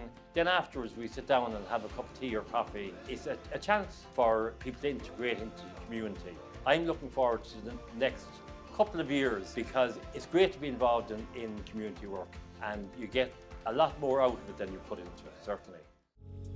My name is Nicole Lanigan. I'm the founder of the Disability Participation News Hub. We're a disabled-led organisation dedicated to connecting disabled people with information, news and decision-making that affects their lives. Disabled people are very often left out of conversations and decision-making that's taken place, so we exist to provide connection to the information so that people can make informed decisions when they are part of creating policies or systems or services. We include information about consultations and decision-making and community events that take place locally and nationally so that people can take part, whether it's in their community or if it's on a national basis as well, with consultations and decision-making. We founded the Disability Participation News Hub in 2024. I also have an amazing team that I'm privileged to work with, and it's really important that people have information that affects their lives and their rights. It's so important that people have a voice and have a say, and that we can advocate for ourselves as well. My name is David Callan. I'm chair of Coastman Shed in Athlone. In 2019, we started the shed, myself and Joe Faherty, and we seen a need for somewhere for older men to go, a safe space where we could enjoy ourselves and drink tea and chat and do different projects. We help one another on a daily basis in every possible way we can. Some people suffer bereavement, some people they can't cope with retirement after working hard all their lives to all of a sudden have nothing to do. The social inclusion side of it, for people coming from all over, they have somewhere to go. It's what we do, and we love to be here and we love to be making stuff. And one Christmas we made 300 toys for kids and we sold them off at the Christmas market. And the reason I do what I do here is because I've retired myself. I still enjoy carpentry, you know, the same as when I was an apprentice. And that's always been my passion. To see other people my age that have never learned, and they're as passionate as I am learning how to do stuff. They pass on their trades and what they've been doing, and you get a different view of what people think about it as well. And that's what the men's shed is all about. Hi, I'm Jim Burke and I am a director of Mullingar Community Centre. I retired in 2019. In 2020, my next door neighbour asked me would I come along to the community centre, and I did. I identified an area that I could get involved in, which was paperwork, and that was my job to apply for any grants that we might be able to get for the centre. We've been very lucky in the 4 or 5 years we've managed to put new seating in the play area. We've also put seating around the walkways. We've replaced all the playground equipment. We've tarmacked our car park out there, which was like the crater of the moon for a long time. And we also managed to build public toilets out to the side of our centre, which is accessible to everybody. I'm very proud of all the things we've done down here, and like I'm very proud of this centre. I'm only involved for the last few years, but I mean there's all the people that were ahead of me are the reason that this centre is here. Long may it live, and please God all the people in Multifarnham and the area will enjoy it. I'm John Wilson. I'm chairman of Clonmel Tidy Towns. I enjoy Tidy Towns because it's a community group type of thing. It's getting out there to meet people, working on different projects for the village, enhancing the village the way it looks and making it bright, full of flowers. Tidy Towns is a passion for me. I wasn't involved in Tidy Towns when I came here first, and when I was asked to involved back in 2018, it was something that I really got stuck into. You know, when I see the ability to get things done, to bring people together, and for myself is working on these projects, it's rewarding for me and it makes a big difference. For me personally, it makes a difference to where I live, and it makes a big difference for the village and the community. My name is Mary Allen and I am chairperson of Greenlawn Golden Years here in Mount Temple. Back in 2004, a group of us ladies got together and we decided it would be nice to have an active age group in our area, which was for our senior members. We have approximately 50 members at the moment. We do cheer yoga, we do bingo, quizzes, arts and crafts of different sort, dancing, music. It's their club, so we let them decide. We do a lot of trips during the year. We try and do a lot of historical trips. I think it's very important for our senior members to have a group like this, where they have a meeting place where they can come down, they can exchange their stories, they can have a chat, and it also helps them feel that they're included, they're loved, and they make them feel special, because they are a very important part of our community. Hi, my name is Mary Greeley and I'm chairperson with Mount Carmel Drive Residents Association here in Moat. Our aim and our goal was to put a playground in place for our children up here and somewhere for our older residents, that they can gather and sit for a chat or whatever, where they can feel safe and parents know their children are safe. We wanted to improve the estate and we wanted to improve where we're living. We brought in our rockeries and signage and put up more flowers and made a place just nice for people that can relax. I'm very proud to be living up here and I'm proud to be part of this Residents Association, because the seven of us have worked very hard to bring it to where we are. So going forward and into the future, I can't wait to see what else we can bring as a committee to Mount Carmel Drive. We need a Residents Association in Mount Carmel Drive. We're a residents of 51 houses up here now. We have older residents and young residents, and we all hope to work together into the future. I'm Geraldine Holmes of Kinnegad. I am the chairperson of the Kinnegad Shed. I was working in Tesco's. I left Tesco's and I was just at a loose end. I met people on the street and I said, I'm hoping to start a women's shed. Would you be interested? I got great support. The idea just got legs.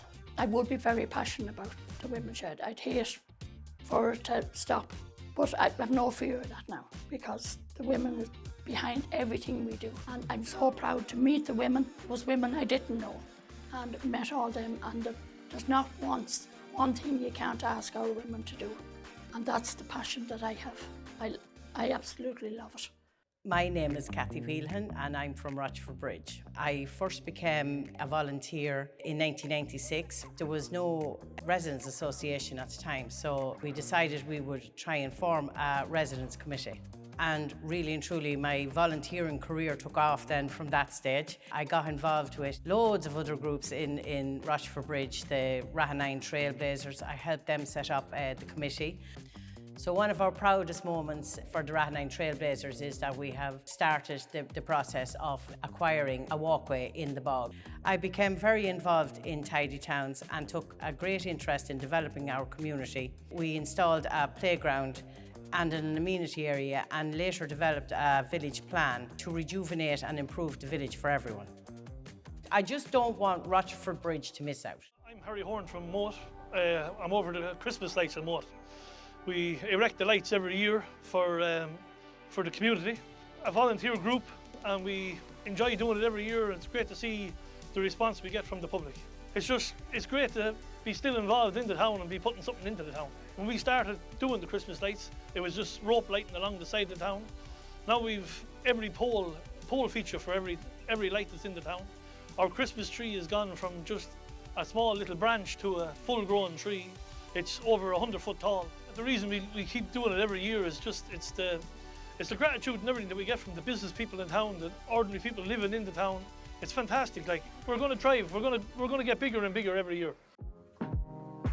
My name is Christina Mahoney and I am the chairperson of Heartlands Pride Athlone. We are a pride group based in Athlone and the surrounding areas. We organise pride festivals usually in the winter and summertime.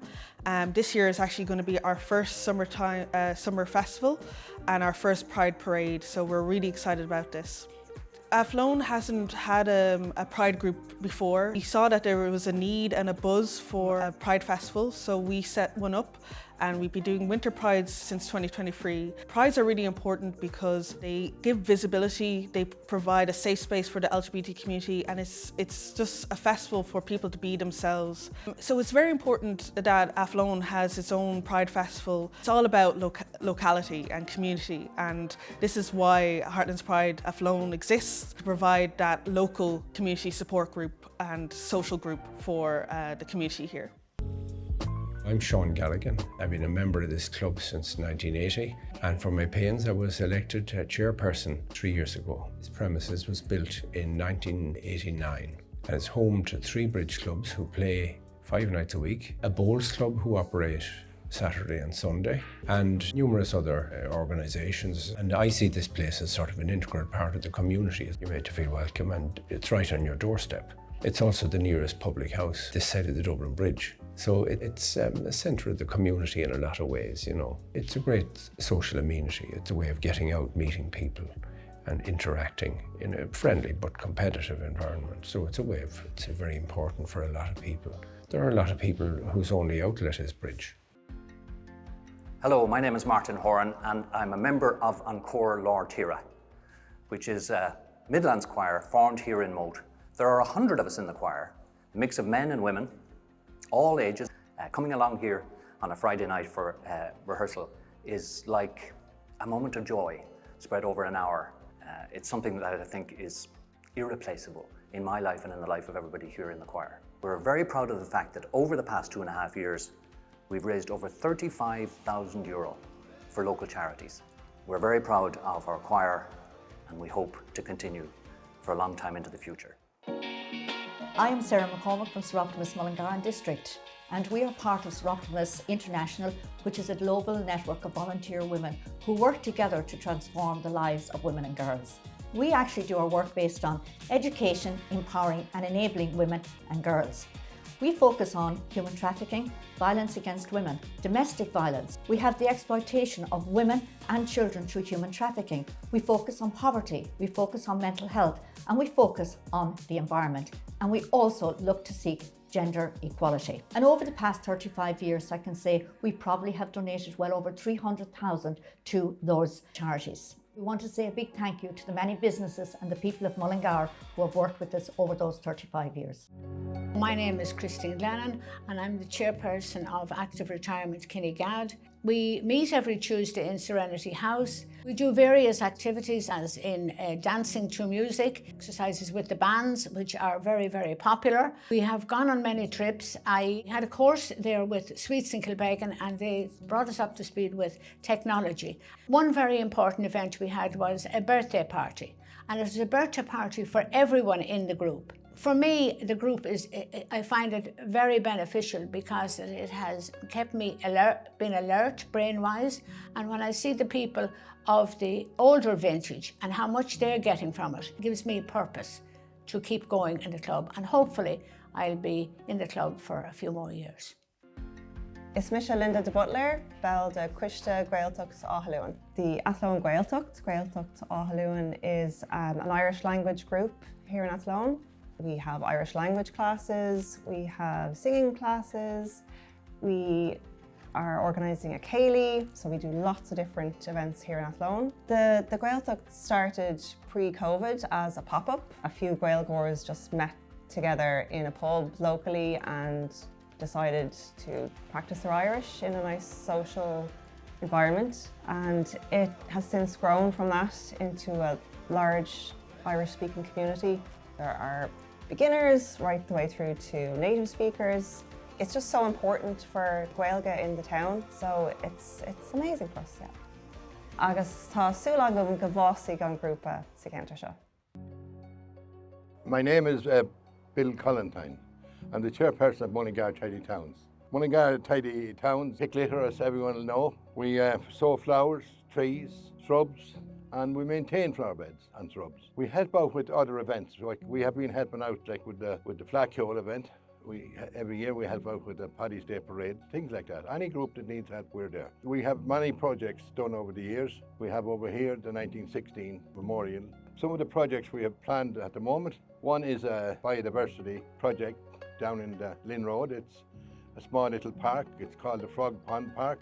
Tidy Towns is a group of people that wants to do work, voluntary work, and they like doing it, and they like seeing what they're doing and achieving it, and they like Mullingar and they love Mullingar. We have a great town. We have a town we can be proud of, and that's where we are at the moment, and I think we can progress from there. My name is PJ Kennedy. I'm a native of Castlepollard. I played traditional music from a very young age. I got involved with Comhaltas close over a year in 1979. I find great satisfaction in especially encouraging people to get involved in the music. I wouldn't class myself as a teacher.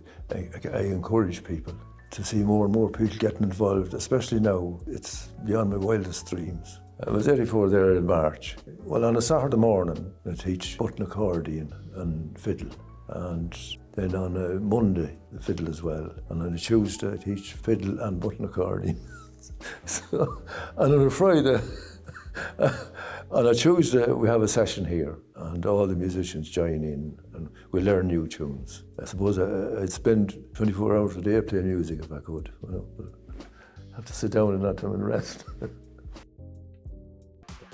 My name is Mary Renix and I'm the group leader with the 3rd Westmeath Delvin Scouts. Delvin Scouts was put together in 2010 and I joined as a leader in 2018. I've been group leader for the last 2 years and I pretty soon realised that there's more to Scouts than camping and hiking. So Scouts provide young people with the opportunity to learn essential life skills really, from cooking to packing for camp, to looking after themselves. They learn basic first aid and they learn how to work and be part of a team. Scouts is for everybody. I have to say that I've learned more than I've taught kids in the last 8 years. It's been a huge privilege to watch them grow and to work with the leaders I have worked with, and I hope that Delvin Scouts continues to grow, that we get more children and more leaders, and we're always looking for new people to come on board with us.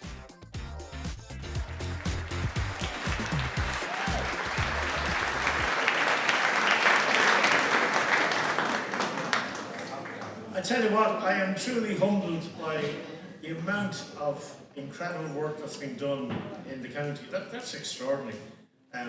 If you think of all of those groups and all of the good that they're doing and all of the people that they touch on a daily, weekly, monthly, yearly basis, that's really, really, it's only when you see it all together you realise just how important that work is. Wow, very, very, very impressive.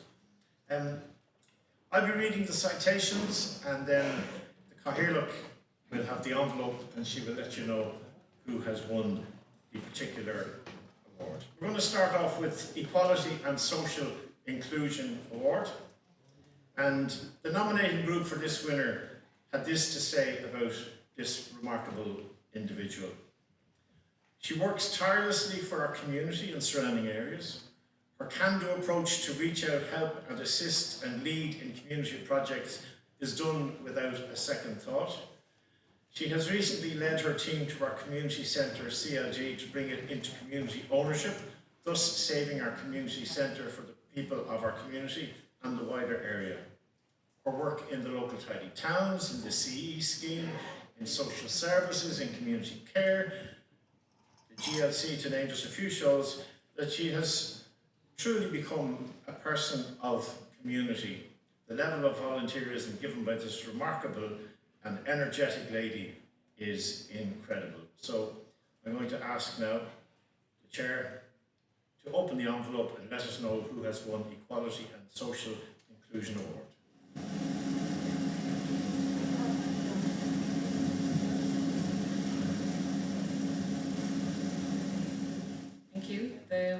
the Social Inclusion and Equality category is Cathaoirleach.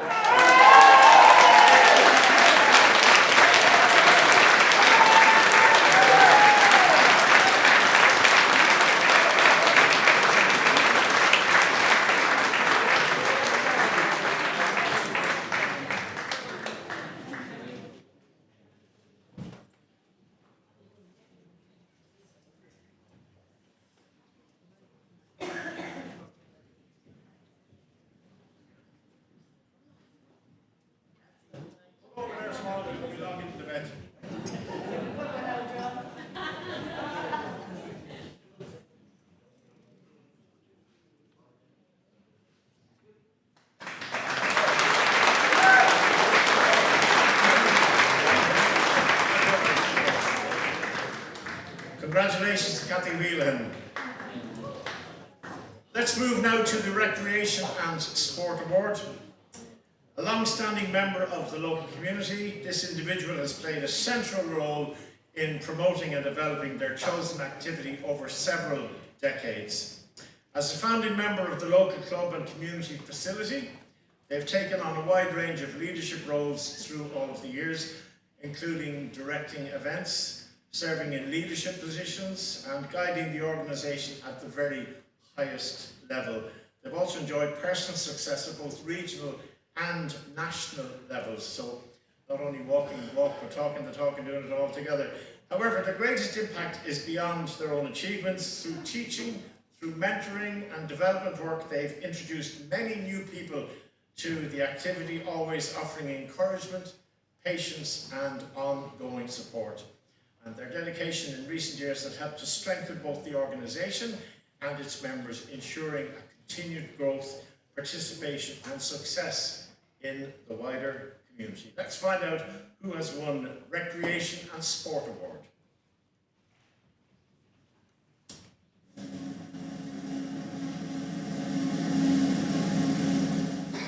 So the winner of the Recreation and Sports category is Sean Galligan.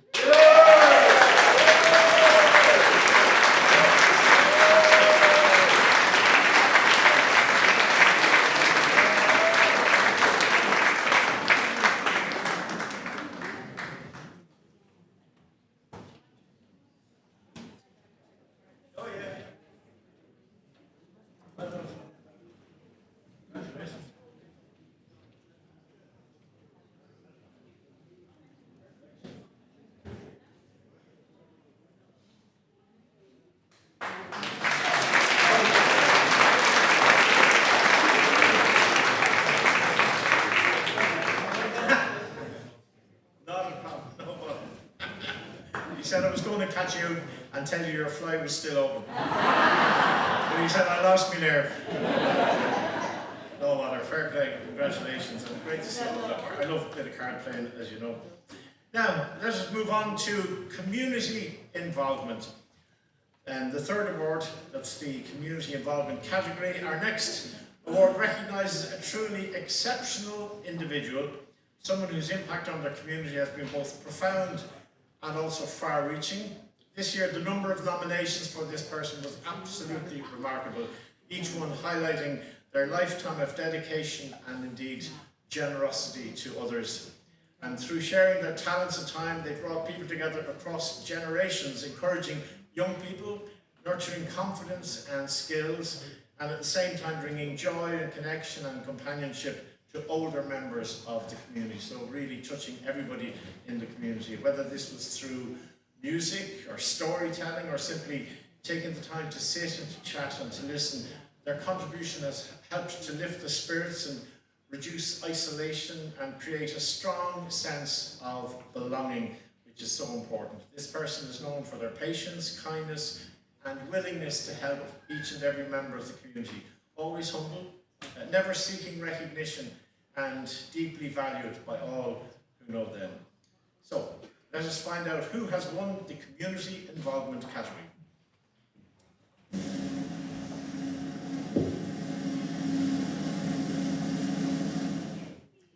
winner of the community involvement category is PJ Kennedy.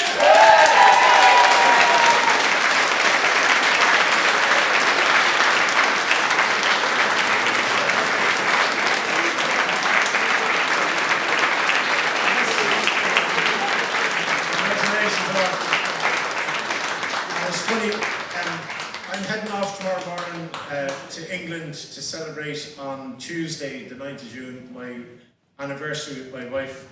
And we got married in 1979, so I know that we're 47 years married. And he starting the music group in 1979, so he's been at it for 47 years. Gorgeous.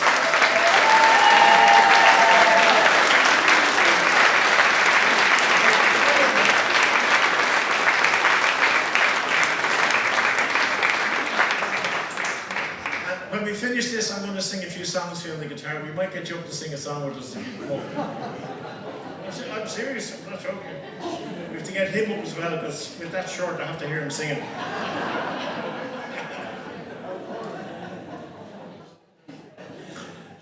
You think I'm joking? Ask Annette, she'll tell you. Our next Cathaoirleach Award is in Heritage and Environment, okay? And this group has made a huge impact in promoting Irish language and culture within the community. What began as a small social gathering for Irish speakers has grown into a vibrant and inclusive initiative, delivering an impressive programme of events throughout the past year, from cultural talks and music events to Seachtain na Gaeilge celebrations and community gatherings. Their work has helped to establish a strong and growing cultural identity locally. And along with these events, the group has focused on education and engagement, offering accessible language classes and immersive experience for people of all levels, which is really important. Built on strong community partnerships, their work has created opportunities for connection, for learning, and also for cultural appreciation. They've significantly strengthened the awareness and pride in the local heritage, which is a lovely thing to see, and they make a very deserving recipient of this award. So again, I will ask the Cathaoirleach to announce the winner of the Heritage and Environment Award. So the winners of the Heritage and Environment category, Cathaoirleach Gaeltacht Áthallún.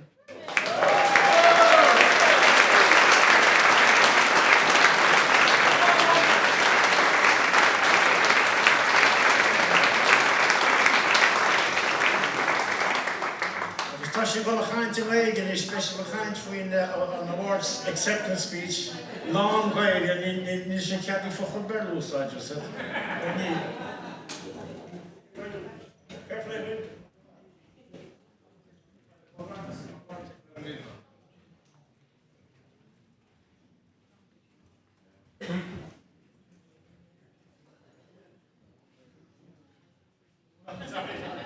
Bend your knees, bend your knees.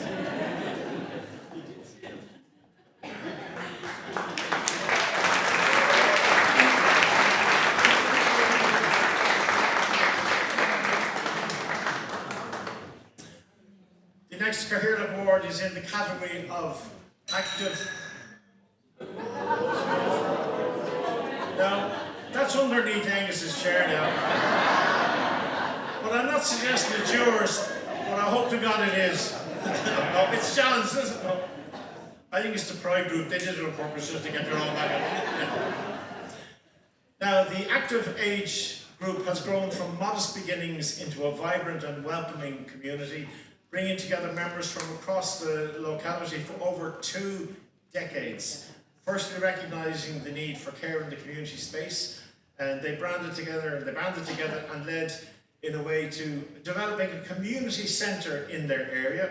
And not just being content with that, they decided to establish and to grow all the time. They now have a meeting regularly for over 20 years, providing not only social connection, but also a wide range of regular activities, from music and dancing and quizzes to practical workshops on well-being and home safety, all supported, as with all of these groups, by a fantastic bunch of volunteers.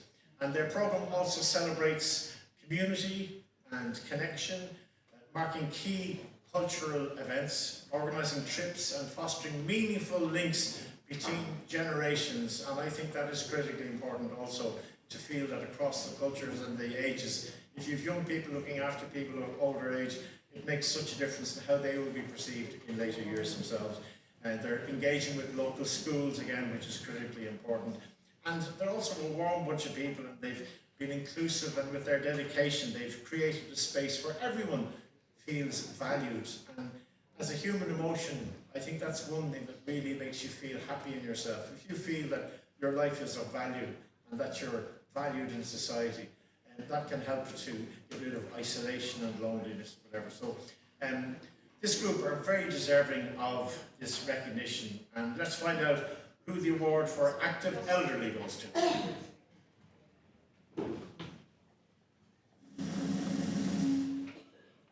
winners of the active elderly category is on Green on Golden Years.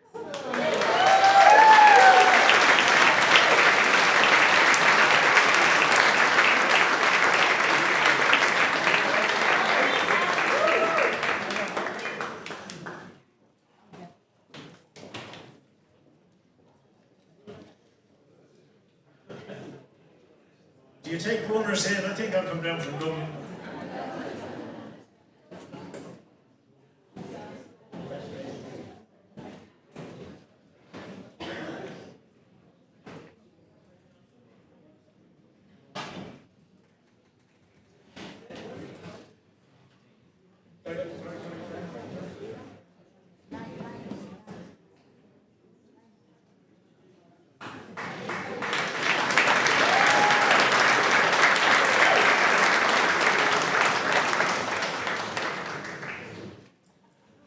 And so to the penultimate award here tonight, the Children and Youth Supports Award. The long-standing organisation that have won this award, they've been at the heart of the community life for over 5 decades, providing a wide range of sporting and cultural opportunities for children and young people across the community in the country and the county. It's run entirely by volunteers. Just think about that, entirely by volunteers. It engages thousands of participants each year through an extensive programme of activities that combine fun, inclusion and healthy, active lifestyles.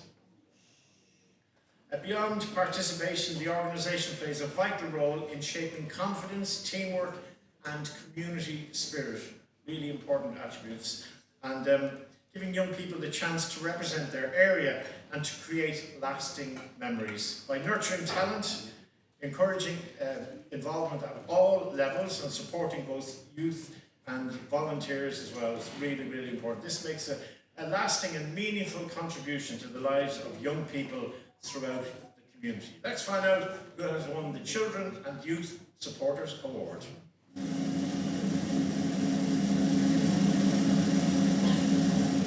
The winners of the Children and Youth category are Westmeath Community Games.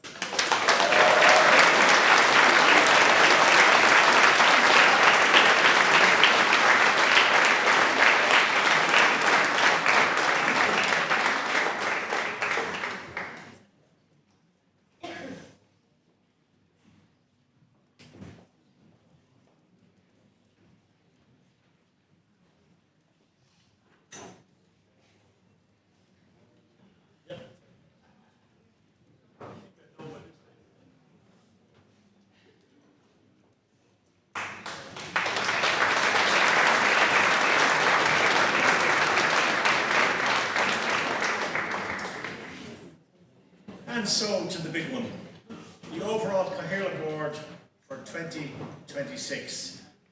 It's the very last award of the night, and it's the prestigious Cathaoirleach Overall Award.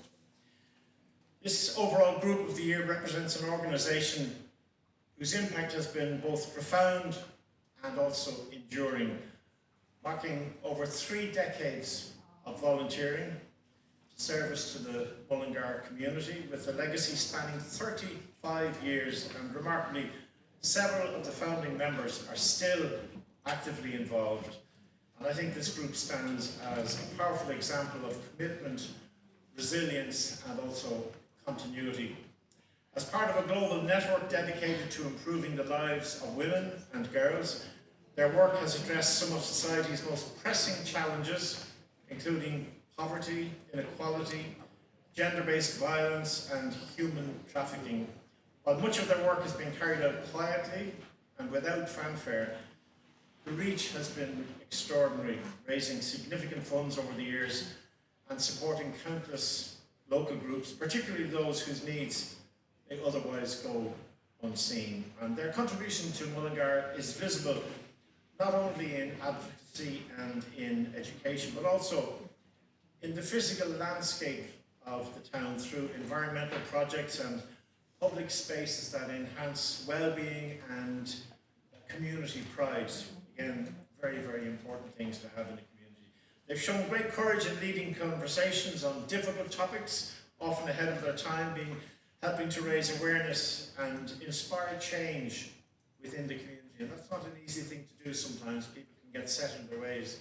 So to be brave, to be challenging, and to try and educate and make a better awareness for people can be a difficult topic on occasions.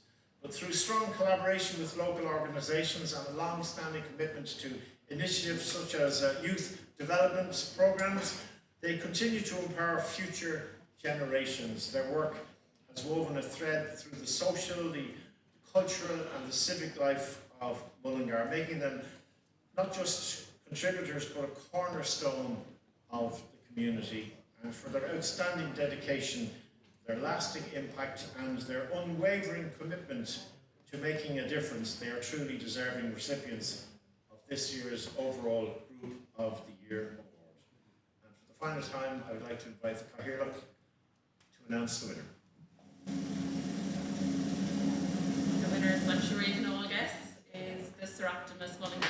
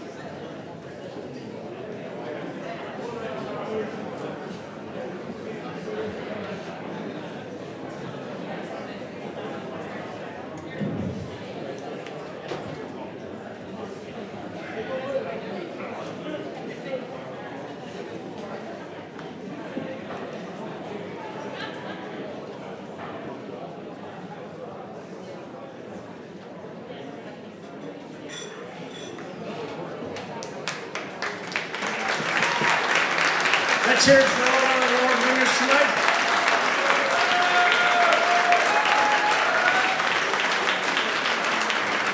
Would you please welcome back on the stage Annette Barr-Jordan to say a few closing words, please.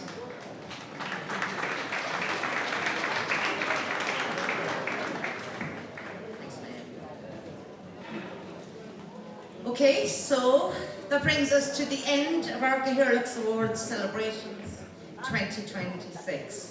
I hope that you have enjoyed your celebrations and the entertainment, and hope that you're going to join me in congratulating all of the winners and all of the entries tonight.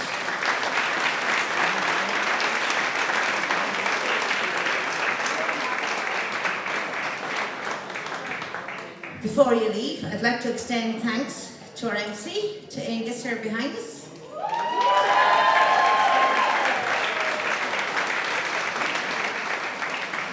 I think it was wonderful entertainment. I was getting a very sore tummy laughing earlier on there. And we'd like to give them a little small presentation on behalf of yourselves and Westmeath County Council. Isn't that beautiful? Bogo, please.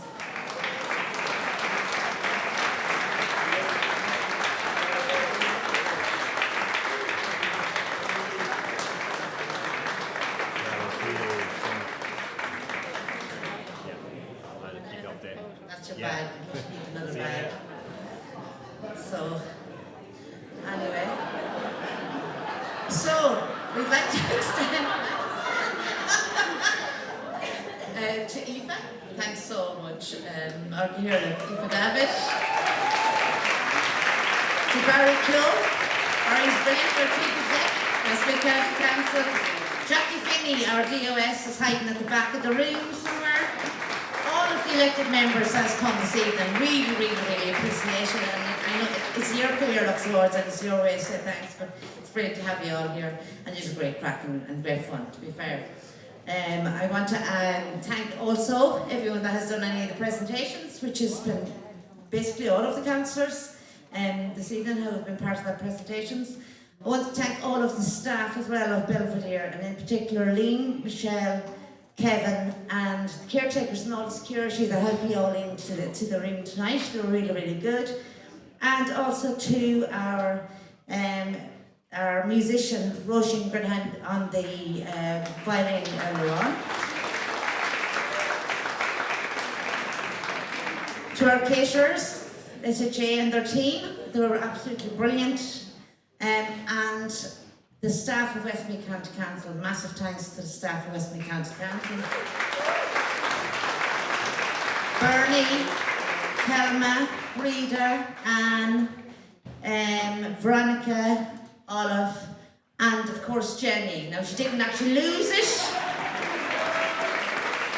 and she did huge work on getting this all as it is tonight. Massive work in the background. But most of all, I do want to thank you all that's here this evening, because without you, without your commitment, without your dedication, the community wouldn't be as it is today, and we wouldn't be here this evening. You're the people who make the difference. It has been a privilege to work with you all in the community and to be part of this celebration. So thank you very much. Ladies and gentlemen, Cathaoirleach elected members and guest speakers, and I hope you go safe home. And just to say one other thing, anyone that has won any awards, please stay behind, because we are actually going to have another couple of pictures and things like that. We also have some additional food, and we also are going to ask Angus to play a few tunes, and you might sing along to those. So not that Angus said no, this Angus here. So we're going to have a couple of tunes, you can sing along, and Slán Bhaile. Thank you very much.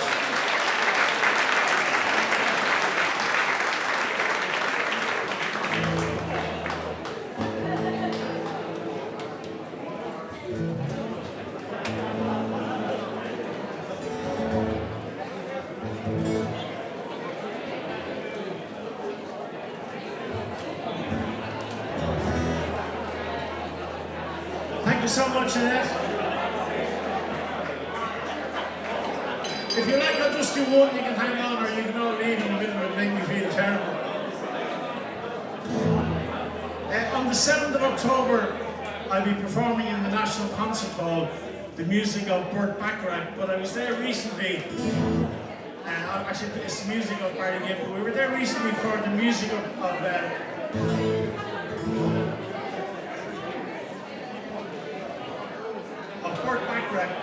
And you may not know this, but Burt Bacharach wrote a song that I sang that night. I'm going to sing it now. And I didn't realise that he had written this song, but it has a particular relevance for Mullingar. So this was written by Burt Bacharach.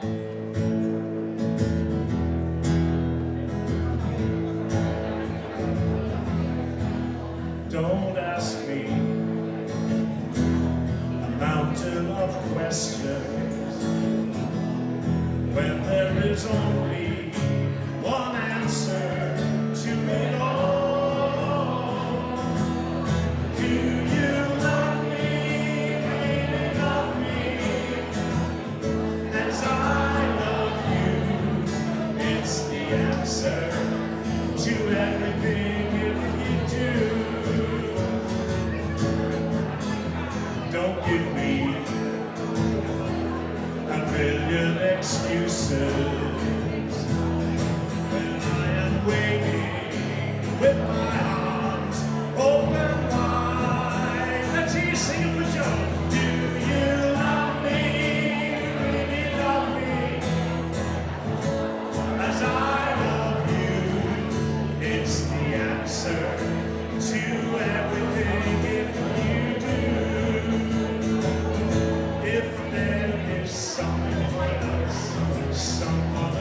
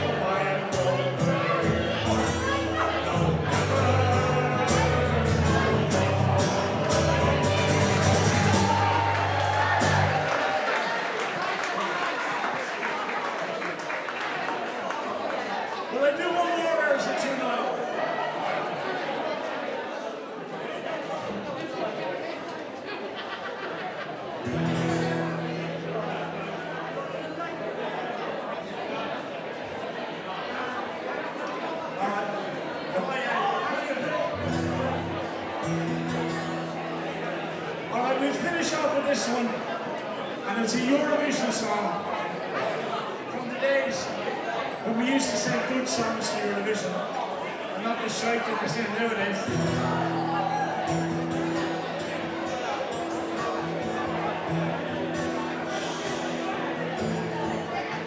I remember 62, I was 16, so were you, and we lived next door.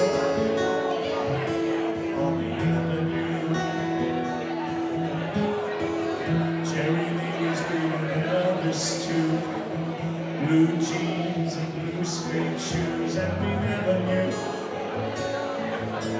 life held in store. We just wanted to rock and roll forevermore. Let's see you, Mullingar. We were rock and roll kids. Rock and roll is all we did. Listening to those songs on the radio. Yours and you and mine. That was once upon a time. Now we never seem to rock and roll anymore. I was in love with the girl next door. When he looks down at the record store, they don't want to be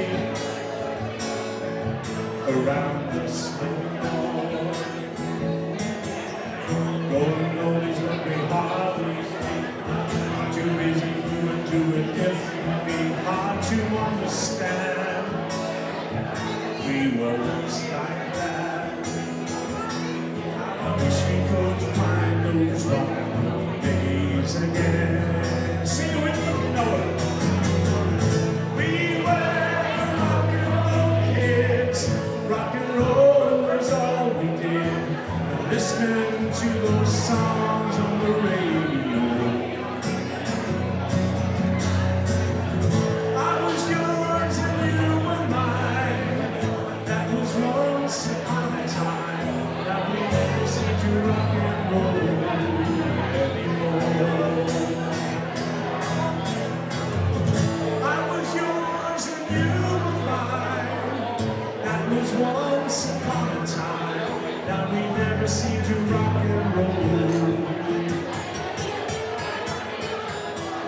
we just never seem to rock and roll.